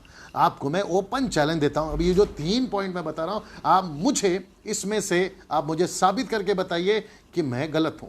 मुझे वचन से साबित करके बताइए। मैं चाहता हूं कि प्रकाश जल्दी से आए और एक वचन को पढ़ें।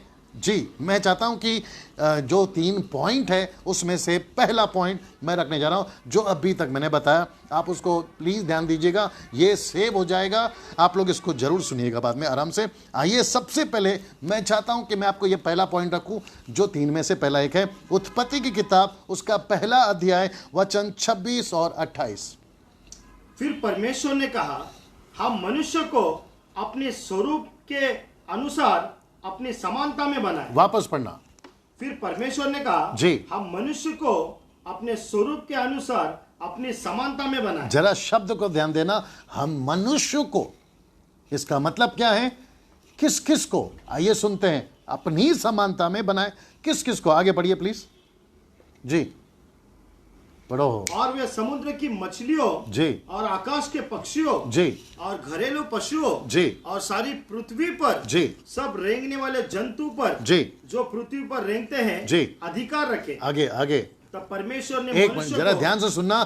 तब परमेश्वर ने मनुष्य को अपने स्वरूप के अनुसार उत्पन्न किया। जी अपने ही स्वरूप के अनुसार। एक मिनट, अपने ही स्वरूप के अनुसार, like his own image and likeness, अपने ही स्वरूप के अनुसार। आगे सुनिए, परमेश्वर ने उनको उत्पन्न किया। परमेश्वर ने उनको उत्पन्न किया। याद रखो, परमेश्वर ने उत्पन्न किया, आदम ने हव्वा को नहीं किया। आगे सुनिए जी, नर और नारी करके। एक मिनट, क्या लिखा है? नर और नारी करके। आगे पढ़िए।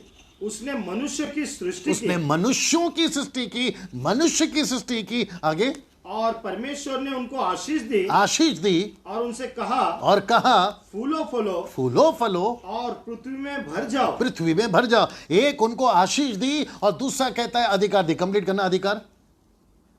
हाँ पढ़िए, अधिकार दिए लास्ट में। परमेश्वर ने उनको आशीष दी हाँ। और उनसे कहा, हाँ। फूलो फलो हाँ। और पृथ्वी में भर जाओ। हाँ उसको अपने वश में कर लो हाँ और समुद्र की मछलियों हाँ। तथा आकाश के पक्षियों हाँ। और पृथ्वी पर सब रेंगने वाले जंतुओं पर हाँ। अधिकार रखो। हाँ फिर परमेश्वर ने उनसे कहा, हाँ सुनो। हाँ, अधिकार रखो, मिल गया। हाँ। ओके, तो एक है आशीष, दूसरा है अधिकार। रिपीट करता हूं, एक है आशीष, दूसरा है अधिकार। तीन में से एक पॉइंट बता रहा हूं पहला मैं आपको। तो इसका मतलब है परमेश्वर ने मनुष्य बनाया।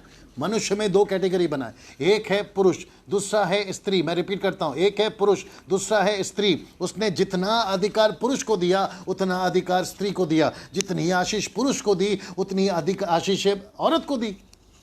अब यहां पे परमेश्वर ने कहां पक्षपात किया भैया? मेरा पॉइंट पहला यह है, कहां किया उसने पक्षपात? उसने ऐसा कहा कि पुरुष जो है तुम थोड़ा सा अलग, ज्यादा आशीषित हो, स्त्री तुम थोड़ा कम आशीषित हो। पुरुष को कहा तुम ज्यादा अधिकार में हो, उसको कहा तुम कम अधिकारी में। एक बात सुनिए जरा ध्यान से, मैं 25 साल से शादीशुदा हूं। मेरे घर में एक सिस्टम चलता है, अगर हमें कुछ खरीदना होता है या कोई चीज़ नहीं लानी होती है, चाहे वो कोई भी छोटा मोटा मैटर हो, तो सबसे पहले हम बात करते हैं। फिर उसके बाद में जब कोई नतीजा नहीं निकलता है तो मेरे बेटी बेटा हो, मेरी वाइफ हो, मेरी माँ हो और मैं हूँ, तब एक कंक्लूजन में आते हैं, ओके अब आप तय करो कि क्या करना है। यानी कि मैं डैनियल राज, तो वहाँ पे मुझे तय करना होता है कि हम क्या करें। एग्जाम्पल के तौर पे अगर हमको वॉशिंग मशीन खरीदनी है, ओवन खरीदना है, टेलीविज़न खरीदना है, फ्रिज खरीदना है, घर को रेनोवेट करना है, कौन सा पेंट लगाना है, गाड़ी कौन सी खरीदनी है, ये सारी चीज़ों पे जो कि मेजर इश्यूज हैं वहाँ पे हम सब डिस्कस करते हैं। लेकिन वहाँ पर फाइनल जो अथॉरिटी है, यानी कि एक चीज़ करने के लिए, वो मैं बोलता हूँ और सब सुनते हैं। लेकिन क्या इसका मतलब यह है कि वो जो भी चीजें खरीदी हैं उस पर मेरा ज्यादा हक है, बाकी लोग का हक नहीं है? नो। वैसे ही परमेश्वर ने एक सिस्टम बनाया है कि पत्नी जो है वो पति के अधीन रहेगी, पति जो है वो काम करेगा। वो अलग सब्जेक्ट है परमेश्वर की नजर में। पत्नी, औरत, स्त्री, पुरुष एक अलग सब्जेक्ट है, मिक्स मत करिए उसको। अब समझ रहे हैं? अब जरा मैं जो अभी बताने जा रहा हूं ना उसको बड़ा ध्यान से सुनना। यहां पे जो दूसरा पॉइंट है ना, उसमें कुछ चीजें क्लियर होगी और मैं चाहता हूं कि बड़े ध्यान से सुनिए। ये मेरा रहा तीन में से पहला हो गया कि परमेश्वर ने दोनों को बनाया और दोनों को बिल्कुल सामान्य आशीष दी और अधिकार दिया। दूसरा पॉइंट है, परमेश्वर यीशु मसीह ने कहा, जिसको मैं कहता हूं कि कमीशन, यानी कि great commission. So he is commission to both. मैं रिपीट करता हूं कि परमेश्वर का आदेश दोनों के लिए, यानी पुरुष और स्त्री के लिए। आइए देखते क्या लिखा हुआ पढ़ना प्रकाश। मत्ती की किताब उसका 28 अध्याय वचन 18। मत्ती की किताब उसका 28 अध्याय वचन 18। मैं बोल रहा हूं, पहले से निकाल के रखो आप। मत्ती 28 का, इसमें लिखा है ना आपने, मत्ती 28 का 18 से 20। जी आइए सुनते हैं क्या लिखा है, पढ़िए जी। मत्ती 28 का 18। मैं वापस कहता हूं कि he is commission to both. परमेश्वर का ग्रेट कमीशन दोनों के लिए। आइए सुनते हैं जी। यीशु ने उनके पास आकर कहा, जी, स्वर्ग और पृथ्वी का सारा अधिकार जी मुझे दिया गया है। हाँ, इसलिए तुम जाओ। एक मिनट, इसलिए तुम, ये जो शब्द है ना तुम, इसमें पुरुष भी है स्त्री भी है। अगर कोई इस वक्त में यूट्यूब पे, फेसबुक पे मेरी बातें सुनकर कहेगा कि डैनियल भाई परमेश्वर ने स्त्रियों को अधिकार नहीं दिया, तो मैं उनसे कहना चाहूंगा, और ओपन चैलेंज है, आप मुझे प्लीज यहां पर तुम का डेफिनेशन बताइए। ये तुम का डेफिनेशन बताइए, ये तुम का परिभाषा बताइए। आप मुझे ये साबित करके बताइए कि यीशु मसीह ने केवल पुरुषों को कहा है कि तुमको जाना है, तुमको वचन सुनाना है, औरत को नहीं बोला। ये निकाल कर बताइए। आप जो कहोगे मैं हार जाऊंगा। जी come on, open challenge to you. मैं वापस कहता हूं कि डैनियल राज हवा में बात नहीं करता। मैंने ग्रीक, हिब्रू, इंग्लिश के जितने भी ट्रांसलेशन हैं उसको सबको पढ़कर मैं आपके बीच में बैठा हूं अभी। तो इसका मतलब है यीशु ने क्या कहा? तुम। पढ़ो आगे। हाँ, तुम पढ़ो प्रकाश जी। इसीलिए तुम हाँ, जाओ और सब जातियों तो के इसका लोगों को मतलब क्या चेला है? बनाओ पुरुष को कहे तुम जाओ, स्त्री को कहे तुम जाओ, और जाकर क्या बनाओ? चेला बनाओ। आगे सुनिए। और उन्हें पिता और पुत्र और पवित्र आत्मा के नाम से बपतिस्मा दो। दो। तो किसको किसको चेला बनाना है? दोनों को बनाना है, पुरुष और स्त्री को। किसको किसको बपतिस्मा देना लगाने का है? दोनों को लगाना है देने के लिए, पुरुष और स्त्री को। आगे सुनिए, और मेरी बातें क्या है लिखो, पढ़ो। और उन्हें सब बातें जो मैंने तुम्हें आज्ञा दी है मानना सिखाओ, और देखो जगत के अंत तक मैं तुम्हारे साथ में हूं। मतलब मैं तुम दोनों के साथ में हूं। तो इसका मतलब है, अभी मरकुस का 16 का 15 निकाल के रखो। इसका मतलब है कि यीशु मसीह ने कभी भी नहीं कहा कि सिर्फ पुरुष जाएंगे। यीशु ने कभी नहीं कहा कि केवल स्त्री जाएगी। यीशु ने कभी नहीं कहा कि केवल जो है पुरुष सिखाएंगे, स्त्री नहीं सिखा। No, it is not like that. ये दोनों को कहा है सर। अगर कोई बहस करना चाहता ना कि डैनियल भाई वहां पर स्त्री का तो जिक्र ही नहीं है, तो फिर मैं ये पूछूंगा फिर पुरुषों का भी जिक्र कहां है सर? जब एक छोटा सा एग्जांपल देता हूं। अक्सर ऐसा होता है कि जब कोई बीमार हो जाता है ना, तो डॉक्टर के पास जाता है और वो डॉक्टर को कहता है कि डॉक्टर मैं बीमार हूं, मुझे बुखार आ गया, मैं क्या करूं? तो डॉक्टर उसको कहता है कि तुम ये गोली खाओ। लेकिन फिर वो आदमी पूछता है मैं खाना क्या खाऊं? तो डॉक्टर, जरा ध्यान से सुना, आपको समझ में आएगा। डॉक्टर कहता है कि सिर्फ दही चावल। मैं रिपीट करता हूं, क्या बोलता है वो? सिर्फ दही चावल। जब उसने कह दिया कि सिर्फ दही चावल, तो इसका मतलब है ये बीमार आदमी नहीं पूछना चाहिए ना कि फिश खा सकता हूं क्या, मटन खा सकता हूं क्या, चिकन खा सकता हूं क्या, रोटी खा सकता हूं? नो, वो नहीं पूछना चाहिए। जब उसको बोल दिया है कि सिर्फ दही चावल, तो फिर बाकी चीजें कवर हो गई ना सर। वैसे ही यीशु ने कहा तुम। तो इसका मतलब है शुरू से यीशु मसीह ने बोला। और आपको पता है ना, स्त्री और सांप के बीच में बैर उत्पन्न करूंगा, तो वो स्त्री और सांप के बीच का कनेक्शन है। तो यीशु तो चाहता है कि जो भी उससे पैदा हो, चाहे पुरुष पैदा हो या स्त्री पैदा हो औरत से, वो तेरे सर को कुचलेगा, वो तुझे जो है जवाब देगा। तो ये कॉन्टेक्स्ट है। आप कितनी बड़ी गलती कर रहे हैं महिलाओं को रोककर, आपको उसका एहसास तक नहीं है सर। आगे पढ़िए मरकुस 16:15 जी। और उसने उनसे कहा जी, तुम सारे जगत में जाकर सारी सृष्टि के लोगों को सुसमाचार प्रचार करो। तो इसका मतलब क्या है? ये जो कमीशन है ये पुरुषों के लिए भी है और ये स्त्री के लिए भी है। तो इसका मतलब है, अभी जरा ध्यान से सुनना, इसका मतलब है कि यीशु मसीह का मत्ती 28:18 और मरकुस का 16:15 ये दोनों के लिए। तो कमीशन, सेकंड पॉइंट, कमीशन किसके लिए है? दोनों के लिए। तो इसका मतलब है, कमीशन का मतलब है आपको जाना है, जातियों में जाना है, कलीसियाओं की स्थापना करना है, उनको चेला बनाना है, उनको सिखाना है। तो पुरुष को भी सिखाना है, स्त्री को भी सिखाना है। और मुझे नहीं समझ में आता है कि कुछ मूर्ख टाइप के लोग जो बाइबल को ठीक से नहीं पढ़ते हैं, वो कैसे परमेश्वर के राज्य में रुकावट का कारण बन सकते हैं। In terms of women's being a pastor, महिलाएं पास्टर क्यों नहीं बन सकती? उनको हम क्यों नहीं तैयार कर सकते हैं? जब ऊपर बैठा परमेश्वर को कोई दिक्कत नहीं है, तो मेरा प्रश्न यह है कि आपको और मुझे क्यों दिक्कत है सर? है ना? मैं चाहता हूं कि वापस उत्पत्ति पे आइए और 5:1 से पढ़िए। और मैं आपको यहां पर बताने जा रहा हूं कि हिब्रू में जब परमेश्वर ने मनुष्य की सृष्टि करी तो उनको नाम क्या रखा। आइए सुनते हैं जी।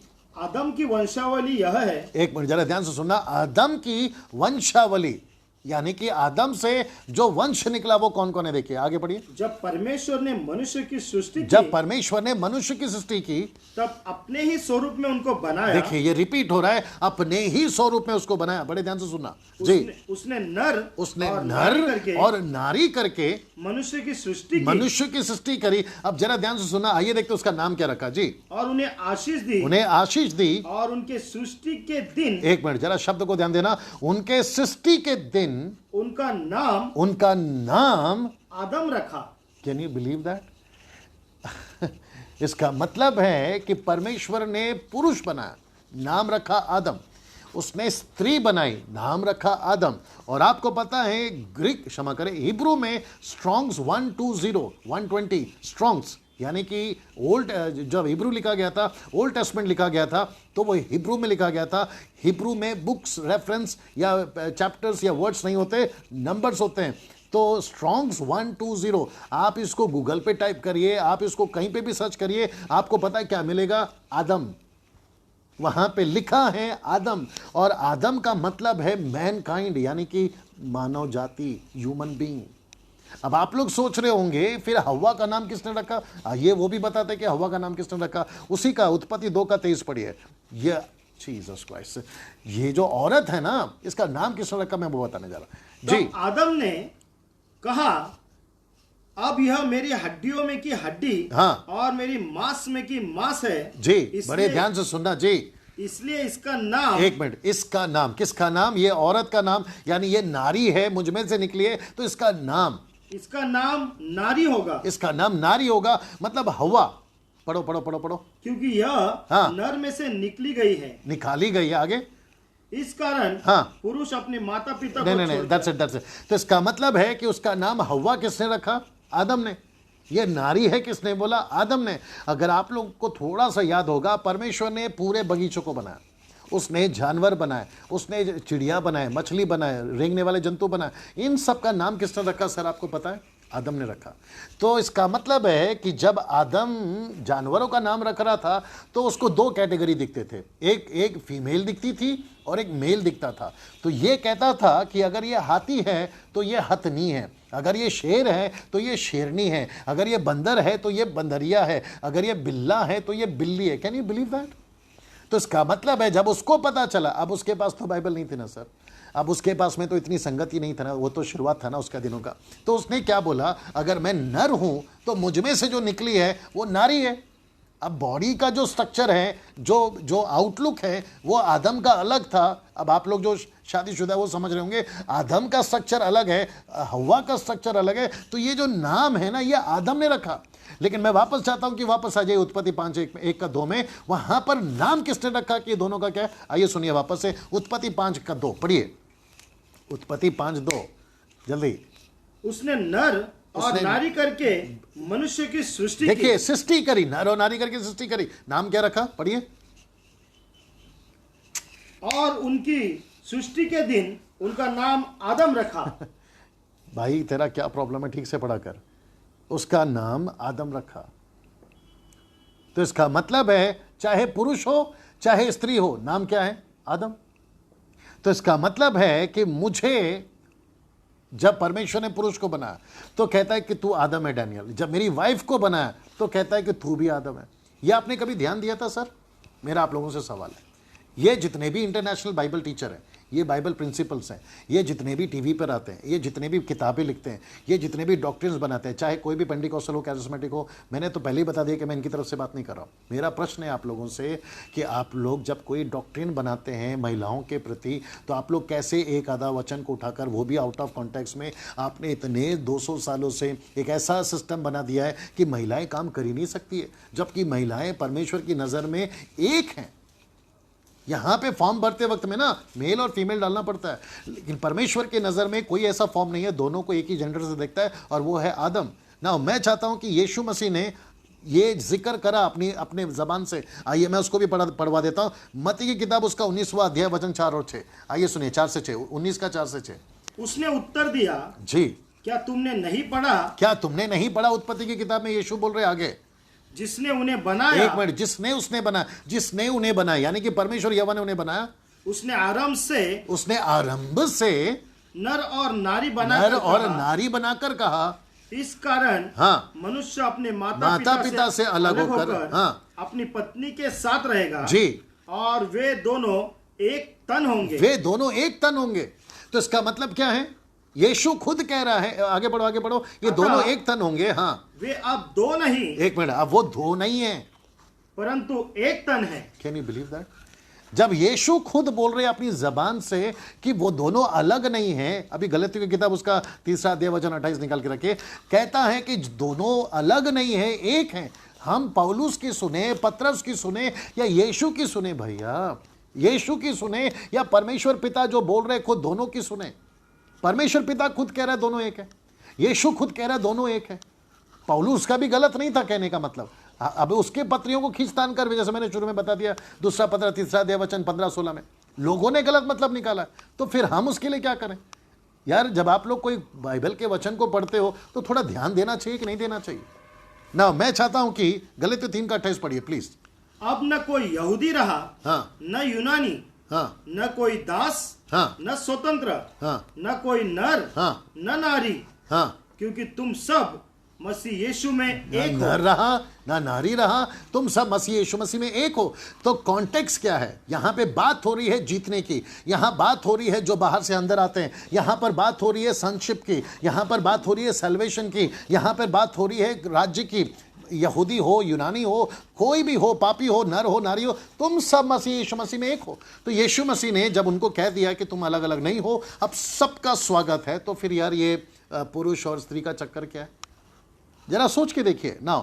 ये रहा लास्ट पार्ट और ये रहा तीसरा पार्ट। मैं चाहता हूं कि बड़े ध्यान से सुनिएगा और मैं उम्मीद करता हूं कि मेरी आवाज़ ठीक है, विजुअल क्लियर है।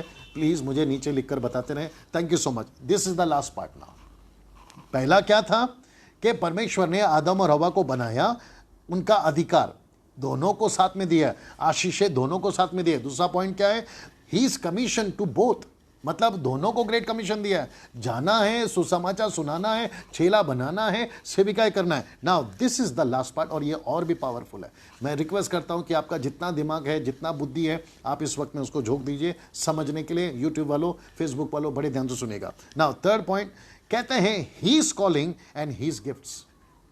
यीशु मसीह की बुलाहट और यीशु मसीह के दान जो कलीसिया के लिए दिए हैं। मैं चाहता हूं कि, थैंक यू बॉबी, मैं चाहता हूं कि आप लोग इसको बड़े ध्यान से सुने। ना हम सभी को पता है कि यीशु मसीह ने, इफिसियों का 4:11 पढ़िए, यीशु मसीह ने इफिशियंस चैप्टर 4:11, इफिशियंस चैप्टर 4:11 इसको पढ़ लीजिए एक बार जी। Five fold ministry, wait, five fold ministry की चर्चा करिए। मैं चाहता हूं कि उसको देखेंगे जी। उसने कुछ को जी प्रेरित नियुक्त किया जी, कुछ को भविष्यवक्ता जी नियुक्त करके जी, और कुछ को सुसमाचार सुनाने वाले नियुक्त करके जी, और कुछ को रखवाले और उपदेशक नियुक्त करके दे दिया। ओके, तो सबसे पहला क्या है? प्रेरित। उसके बाद क्या है? भविष्यवक्ता। तीसरा क्या है? सुसमाचारक। चौथा क्या है? पास्टर यानी रखवाले। और आखिरी क्या है? शिक्षक। इंग्लिश में आएंगे apostle, prophet, evangelist, pastor and teacher. ये जो पांचों हैं ये दिए गए हैं चर्च के लिए। जरा अगर आप इंग्लिश में ध्यान से देखेंगे ना, for the church, FOR, for the church. तो इसका मतलब है कि यीशु मसीह ने ये जो फाइव फोल्ड मिनिस्ट्री है ना, ये चर्च के लिए दिया है। 1 कोरिन्थियंस चैप्टर 12:28 कहता है in the church some has he appointed apostle, prophet, evangelist. तो उसने कुछ को रखा है, नियुक्त किया है। कहां पे? चर्च के अंदर, इन द चर्च। इसका मतलब है कि जो फाइव फोल्ड मिनिस्ट्री दी गई थी यीशु के द्वारा, ये किस किस को दी गई थी, अब मैं इसको बताने जा रहा हूं। बड़े ध्यान से सुनिएगा। मैं रिपीट करता हूं कि अपोस्टल किस किस को बनाया, प्रॉफिट किस किस को बनाया, एवेंजलिस्ट किस किस को बनाया, क्या कहते हैं, पास्टर किस किस को बनाया, टीचर किस किस को बनाया। और मैं वापस कहता हूं, अब जो मैं बोलने जा रहा हूं ये हिब्रू, ग्रीक, इंग्लिश सब जगह से ट्रांसलेट लेकर मैं बात कर रहा हूं। मैं आपको पूरा स्ट्रॉन्ग नंबर के साथ बात करूंगा और साथ ही साथ मैं फिर ओपन चैलेंज देता हूं, मुझे कोई ये स्टेटमेंट गलत साबित करके बताए। It's a open challenge to you. मुझे आप गलत साबित करके बताएं जो मैं अभी रखने जा रहा हूं और जो मैं अभी पढ़वाने जा रहा हूं। It's a open challenge to whether you are national और international, whether whatever you are. आप गलत कलीसिया को नहीं थोप सकते हैं in terms of being ladies और वुमेन बीइंग अ पास्टर। आप नहीं कर सकते ऐसा, ठीक है ना। आइए बात करते हैं। ये 5 प्रकार की सेविकाई आई कहां से, पहले पढ़ते हैं। इफिसियों 4:7 पढ़िए, इफिशियन चैप्टर 4:7। आइए सुनिए जी। पर हम में से हर एक को जी मसीह के दान के परिणाम के अनुसार अनुग्रह मिला। वापस पढ़ना, बड़े ध्यान से सुनिएगा। पर हम में से जी हर एक को मसीह के दान के परिणाम के अनुसार अनुग्रह मिला। तो इसका मतलब क्या है कि हम में से हर एक को, वापस पढ़ना, पर हम में से हर एक को, जरा शब्द को ध्यान दीजिए। मसीह के वेट वेट दान- वेट वेट वेट, हम में से हर एक को, टू ऑल, टू एवरीवन। आप समझ रहे हैं? ये जो हर एक को है ना, यीशु मसीह ने नहीं लिखा कि तुम केवल पुरुष, उसने नहीं लिखा तुम केवल स्त्री। मैं ग्रीक में आ रहा हूं अभी, ठीक है ना। वचन 8 पढ़िए। इसलिए वह कहता है, इसलिए वह कहता है, वह ऊंचे पर चढ़ा वह ऊंचे पर चढ़ा, और बंदियों को बांध ले गया, वो बंदियों को बांध ले गया और मनुष्यों को दान दिए। मनुष्यों को दान दिया। ये मनुष्य कौन है? इंग्लिश कहता है he gave gifts to men, MEN। मैं वापस चाहता हूं, क्या पढ़े उसको, वापस पढ़िए, 8 को वापस पढ़िए। इसलिए वह कहता है, हाँ, वह ऊंचे पर चढ़ा हाँ, और बंदियों को बांध ले गया, हाँ, और मनुष्यों को दान दिए। ओके। ये जो शब्द है ना मनुष्यों को, इसका जो स्ट्रॉन्ग्स है ना वो G444। मैं रिपीट करता हूं, G444, यानी कि G 444, ये इसका नंबर है। मैं आपको ओपन चैलेंज देता हूं, गूगल में जाइए, G44 टाइप करिए और इंग्लिश में डाल देना कि मीनिंग इन इंग्लिश। मैं आपको बताऊं क्या निकलेगा, अंथ्रोपास आएगा। एक ग्रीक वर्ड है अंथ्रोपास। अंथ्रोपास का मतलब होता है ह्यूमन बीइंग। औरत पुरुष का नहीं है, यहां पे लिखा है ह्यूमन बीइंग। इसका मतलब है मानव जाति। Can you believe that? मेरा प्रश्न है, अपोस्तल कौन है? Human being. पास्टर प्रॉफिट कौन है? Human being. एवेंजलिस्ट कौन है? ह्यूमन बीइंग, जिसको ग्रीक में कहते हैं अंथ्रोपास। आपका पास्टर कौन है? अंथ्रोपास। आपका टीचर कौन है? अंथ्रोपास। इसका मतलब है कि ह्यूमन बीइंग, ये आपका पुरुष भी है, ये आपका स्त्री भी है। तो इसका मतलब है फाइव फोल्ड मिनिस्ट्री में अगर पास्टर है, ये वाला अगर पास्टर है तो ये अंथ्रोपास है। इसका मतलब है G444 ग्रीक ट्रांसलेशन। आप कैसे बोल सकते हैं, आप कैसे कह सकते हैं कि लेडीज के नॉट, वुमेन्स के नॉट बी अ पास्टर? मुझे जवाब दीजिए। जो यूट्यूब वाले हैं ना, और जो फेसबुक में अभी शायद सुन रहे होंगे, जिनको ये सारी जो मैंने अभी स्टडी दी ना सर आप लोगों को, मुझे प्रूफ करके बताइए आप। मेरे पास में मेरा फ़ोन देना, मेरे पास में देखिए, मैं सिर्फ इतना वीडियो लंबा नहीं करना चाहता हूँ, इसके वजह से मैं बहुत सारा स्लाइड्स पे बना के आप लोगों को दिखा सकता था, लेकिन अब क्योंकि मेरे पास में उतना वक्त नहीं है, मैं चाहता हूँ कि आप लोग सिर्फ इसको इतना सा देख लें जो यहाँ पर मैंने टाइप किया हुआ है, स्ट्रॉन्ग्स।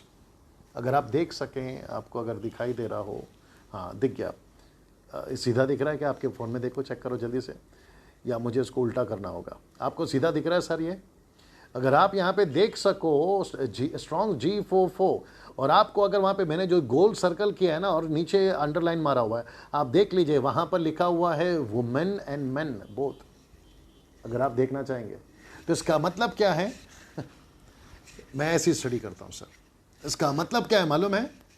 यीशु मसीह ने पुरुष को भी बोला तुम अपोस्तल हो, स्त्री को भी बोला तुम अपोस्तल हो।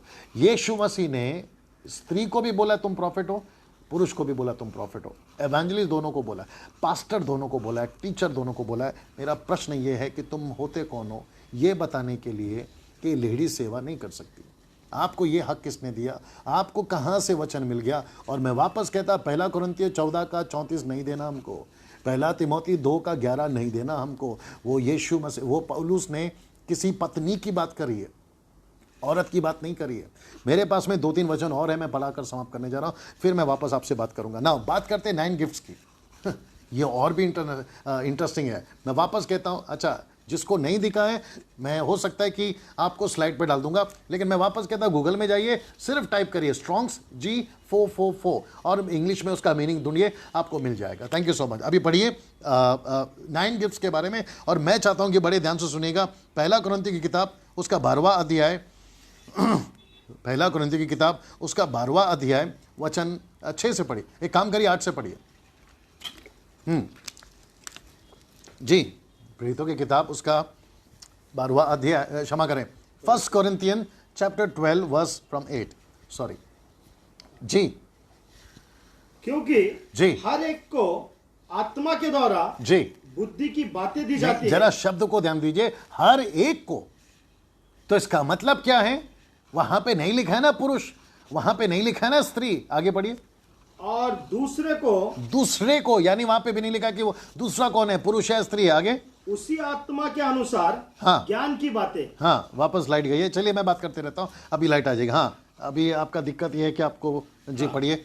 हाँ, किसी को उसी आत्मा से विश्वास, हाँ, और किसी को उसी आत्मा के चंगा करने का वरदान दिया जाता जी है। जी जी जी। आगे, फिर किसी को सामर्थ्य के काम करने की शक्ति, जी, और किसी को भविष्यवाणी की, जी, और किसी को आत्माओं की परख, हाँ, और किसी को अनेक प्रकार की भाषा, हाँ, और किसी को भाषाओं का अर्थ बताना। हाँ, परंतु ये सब हाँ, प्रभावशाली कार्य वही एक आत्मा कराता है, और हाँ, जिसे वह चाहता है, हाँ, बांट देता है। हाँ, ओके। नाउ यहां पे जो पोर्शन पढ़ा गया है, इसमें से एक भी पोर्शन, ओके, ये शाम क्या बोल रहा है, इसका क्या लिख रहा है ये शाम? All are Christ but except Prasanna is none because of that he is saying this and that. ये जो श्याम है ये क्या बोल रहा है मुझे समझ में नहीं आ रहा। ये क्या लिख रहा है मुझे नहीं समझ में आ रहा है, इसकी इंग्लिश क्या है समझ में नहीं आ रही है। All are Christ but except Prasanna, ये प्रसन्ना कौन है? एक्विला प्रिसिल्ला पता है, प्रसन्ना कौन है? Is non. What is meaning of non? Because of that he is saying this and that. मतलब मेरे को नहीं समझ में आ रहा है. आप जो भी हैं शाम, मेरा नंबर आपको देता हूँ 9982335777. अगर आप कुछ पूछना चाहें तो ज़रूर पूछ सकते हैं और आगे मैं बढ़ना चाहूँगा. ना मैं चाहता हूँ कि आपने जो भी पोर्शन पढ़ा इसमें एक भी जगह पे, थैंक यू ब्रदर, इसमें से एक भी जगह पे पुरुष को दिया, स्त्री को दिया, ऐसा कुछ नहीं है. मैं रिपीट करता हूँ, ऐसा कुछ नहीं है. अगर किसी को लगता है कि मुझे बात करनी है, अगर आप में से किसी को लगता है काउंटर क्वेश्चन करना है, यू आर मोस्ट वेलकम. मैं तो वैसे ही भारत में सफाई अभियान चला रहा हूँ. मैं तो चाहता हूँ कि जितनी भी गंदगी आई है ना बाहर से, विदेशों से, जो हमारे भारत के मसीहों को बिगाड़ा है, कलीसियाओं को बिगाड़ा है, मैं जब तक जिंदा हूँ और जब तक मेरी सांस चल रही है और जब तक मैं मिनिस्ट्री में हूँ, मैं ये गंदगी को हटाऊँगा. मैं ये गंदगी को हटाऊँगा. और मेरे पास में सफाई के लिए यही है बस. और मैं ओपन चैलेंज देता हूं, चाहे वो कोई भी हो, नेशनल हो या इंटरनेशनल. ओके, जो भी है ना. सो मैं चाहता हूं कि मैं वापस पूछूं, क्या एक भी जगह पे आपको लगता है कि यीशु मसीह ने, पौलुस ने, पतरस ने पुरुष के लिए है, पुरुष के लिए, महिलाओं के लिए नहीं है? सो इसका मतलब ये हुआ कि पुरुष भी सेवा कर सकता है फाइवफोल्ड मिनिस्ट्री में, स्त्री भी कर सकती है. और मैं वापस कहना चाहता हूं, अब जरा कुछ चीजों को देखिए जो आपको समझ में आएगा. प्रेरितों की किताब 2:17 पढ़िए. प्रेरितों की किताब 2:17. परमेश्वर कहता है जी कि अंत के दिनों में ऐसा जरा होगा. ध्यान से सुनना. अंत के दिनों में, the day from the John the Baptist और the day from the Peter और from the day from the पॉलुस, ये जो भी है अब तक लेकर, जी आगे, मैं अपनी आत्मा सब मनुष्यों पर उंडेलूंगा और तुम्हारे बेटे, एक मिनट, तुम्हारे बेटे, ये जो शब्द है ना तुम्हारे, इंग्लिश में लिखा होगा कि माई सन्स एंड माई डॉटर्स. तुम्हारे बेटे मतलब परमेश्वर के लोग. आगे पढ़िए. तुम्हारी बेटियां भविष्यवाणी करेंगी और तुम्हारे जवान दर्शन देखेंगे. आगे पढ़ना. और तुम्हारे पुरनिय स्वप्न देखेंगे. वरन मैं, जरा ध्यान से सुनना, हाँ, अपने दासों, जी वहां पर क्या लिखा है ओरिजिनली? वहां अपने दासे लिखा है. Very good. कुछ हिंदी ट्रांसलेशन में लिखा है तुम्हारे दासों. इंग्लिश में लिखा है माई ओन सर्वेंट्स, मतलब मेरे दासों पर. आगे पढ़ना. और अपनी दासियों पर भी. तो इसका मतलब क्या? दास का मतलब क्या है? Not slave. दास का मतलब है सर्वेंट्स, नॉट गुलाम, है ना. तो दास हो या दासी हो, तो यहां पर भी कौन आ गए? बेटा बेटी आ गए, दास दासी आ गए. मतलब परमेश्वर के दास यानी कि servants of God, servants main and servants women, ये दोनों आ गए ना सर. अच्छा, ये है योएल की किताब. आइए देखते हैं प्रेरितों की किताब 2:28 में क्या लिखा है. एग्जैक्टली यही लिखा है सर. आइए सुनिए. 2:17 पढ़िए. योएल का 2:28 पढ़ा ना, अब 2:17 ये पढ़ा. ओके. तो योएल की किताब उसका 2:28 पढ़िए. पहले आपने 2:17 पढ़ा प्रेरितों की किताब. 2:28 पढ़िए योएल की किताब को. जी. इन बातों के बाद मैं सब प्राणियों पर, हाँ, अपनी आत्मा उंडेलूंगा. हाँ, तुम्हारे बेटे बेटियां, हाँ, भविष्यवाणी करेंगी. हाँ, और तुम्हारे पुरनिय, हाँ, स्वप्न देखेंगे. हाँ, और तुम्हारे जवान, हाँ, दर्शन देखेंगे. हाँ, तुम्हारे दास, हाँ, और तुम्हारे दासियों पर. वहां पे लिखा है तुम्हारे दास, लेकिन इंग्लिश में लिखा है माई सर्वेंट. तो यहां पे इंग्लिश में सही आया है, लेकिन हिंदी में गड़बड़ हुआ है. मेरा प्रश्न यहां पर यह है कि ये दास दासी कौन है? ये परमेश्वर के सेवक है. तो परमेश्वर खुद कह रहा है कि मेरे दास पर, मेरी दासी पर. तो आ गया ना भैया दास दासी. अच्छा, यहां पे जो राजेंद्र है वो कुछ कहने की कोशिश कर रहा है कि somebody is using wrong words in FB, on FB, abusing words. कोई फर्क नहीं पड़ता राजेंद्र, लेकिन मुझे नहीं पता कि वो कौन है. अगर उसकी हिम्मत है तो वो मेरे पास आए या मुझे कॉल करे. एक मैं हूँ प्रसन्ना गोखले, देख रहा हूँ आप जो बोल रहे हैं सब गलत है. जीसस के साथ कोई श्रीनीति प्रचार के लिए यहाँ कोई सेवक के लिए नहीं आए थे. ओके, ये जो प्रसन्ना जो आदमी है ना, मैं उसको रिक्वेस्ट करता हूँ कि यहाँ पे मत लिखो, मुझे कॉल करो. मैं आपको नंबर देता हूँ प्रसन्ना. मेरा नंबर है 9982335777.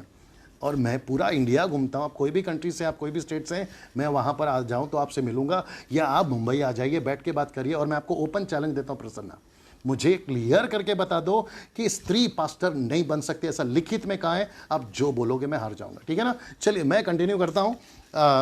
योएल की किताब 2 अध्याय वचन 28 और आपका प्रेरितों की किताब 2 अध्याय वचन 27, ये सभी जगहों पर तुम्हारे बेटे तुम्हारी बेटियां, तुम्हारा दास, क्षमा करें, मेरे दास मेरे दासियां, ये दोनों जगह पे लिखा गया है। तो मेरा प्रश्न यह होता है, फिर कुछ लोगों को तकलीफ क्या है परमेश्वर के दास दासियों को सेविकाएं करने के लिए, देने के लिए? ये लास्ट वचन है, इसके बाद में मैं समाप्ति पे चला जाऊंगा। ये लास्ट वचन है, बड़े ध्यान से सुनना। ये बात हो रही है पवित्र आत्मा की इन टर्म्स ऑफ मिनिस्ट्री, 1 Corinthians 12:11। आइए सुनिए जी बिल्कुल ठीक कहा विक्रांत आपने। ज्ञान के ना होने से मेरी प्रजा नाश हो गई है, बिल्कुल सही कहा सर आपने। परंतु ये सब प्रभावशाली कार्य, जरा वापस पढ़ना। परंतु ये सब प्रभावशाली कार्य जी वही लिखता एक है, आत्मा करता है। सुनो, लिखता है कि ये प्रभावशाली कार्य, मतलब ये जो प्रभु के 5-fold मिनिस्ट्री हो, 9 प्रकार के दान हो, चमत्कार हो, कलीसियाओं की स्थापना हो, आत्माओं को बचाना हो, नेशंस में भेजना हो, ये सारे के सारे जो है ना, इन सभी को प्रभु के लिए जो कार्य करवाता है, कौन करवाता है? देखिए जी, वही एक आत्मा कराता है। लिखा है वही एक आत्मा, पिनियोमा, ग्रीक वर्ड है नियोमा, मतलब पवित्र आत्मा, होली गोस्ट, होली स्पिरिट। आगे, और जिसे जो चाहता है, जरा शब्द को ध्यान देना, जिसे जो चाहता है, डैनियल चाहता है, आप चाहते हैं, नेशनली इंटरनेशनली जो चाहते हैं जी, वह बांट देता है। एक मिनट, ये जो शब्द है ना वह कौन है? पवित्र आत्मा।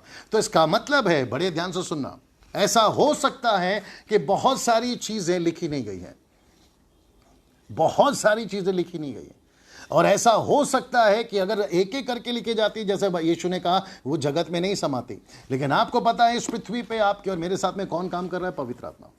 पवित्र आत्मा इन टर्म्स ऑफ मिनिस्ट्री, पवित्र आत्मा इन terms of Jesus words in context, वो जो भी बताएगा वो यीशु की बातों में से लेकर बताएगा।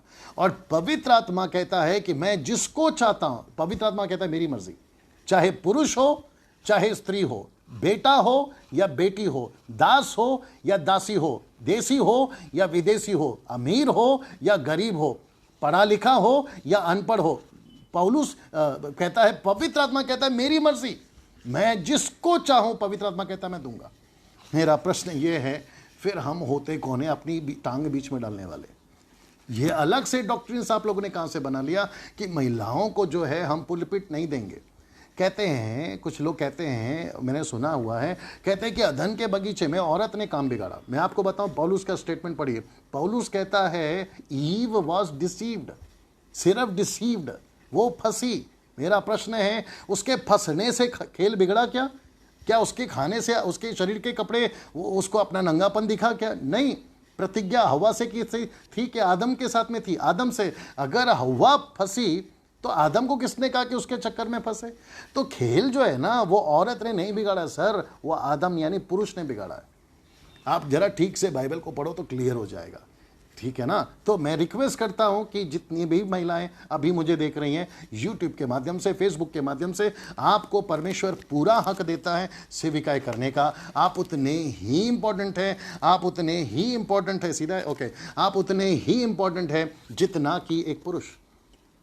ऊपर बैठा परमेश्वर ने दोनों को इस्तेमाल किया, और ऐसे बहुत सारे सब्जेक्ट हैं मेरे पास में। मैं एक एक सब्जेक्ट के ऊपर आता चला जाऊंगा, और बहुत जल्दी ये जो पापा वाला सब्जेक्ट है ना, पापा बुलाना या डैडी बुलाना चल रहा है पंजाब के अंदर और हमारे मुंबई के अंदर और वहाँ पे बेंगलोर के अंदर और इंटरनेशनली, पापा पापा वाला जो चक्कर है ना, मैं उसके ऊपर बहुत जल्दी आऊँगा, और टंग्स के ऊपर भी मैं वापस बहुत जल्दी आऊँगा। सो याद रखो, डैनियल राज अपनी मर्जी से नहीं आता। मुझे कोई शौक नहीं है फेसबुक पे, यूट्यूब पे आने का। मेरे पास बहुत सारा टाइम है, इसलिए मैं नहीं आता। मैं मिनिस्ट्री कर रहा हूँ, और मुझे पता चला है कि कुछ ऐसी चीज़ें आ गई हैं, जंगली बीज, मत्ती 13:25, जंगली बीज घुस गए, उसको देखना है, उसको संभालना है, उसको देखना है कि वो हमारे लिए रुकावट का कारण ना बने। So thank you so much, आप इतनी देर तक मेरे साथ में बने हुए थे। अगले टॉपिक के साथ में फिर आपसे मुलाकात होगी।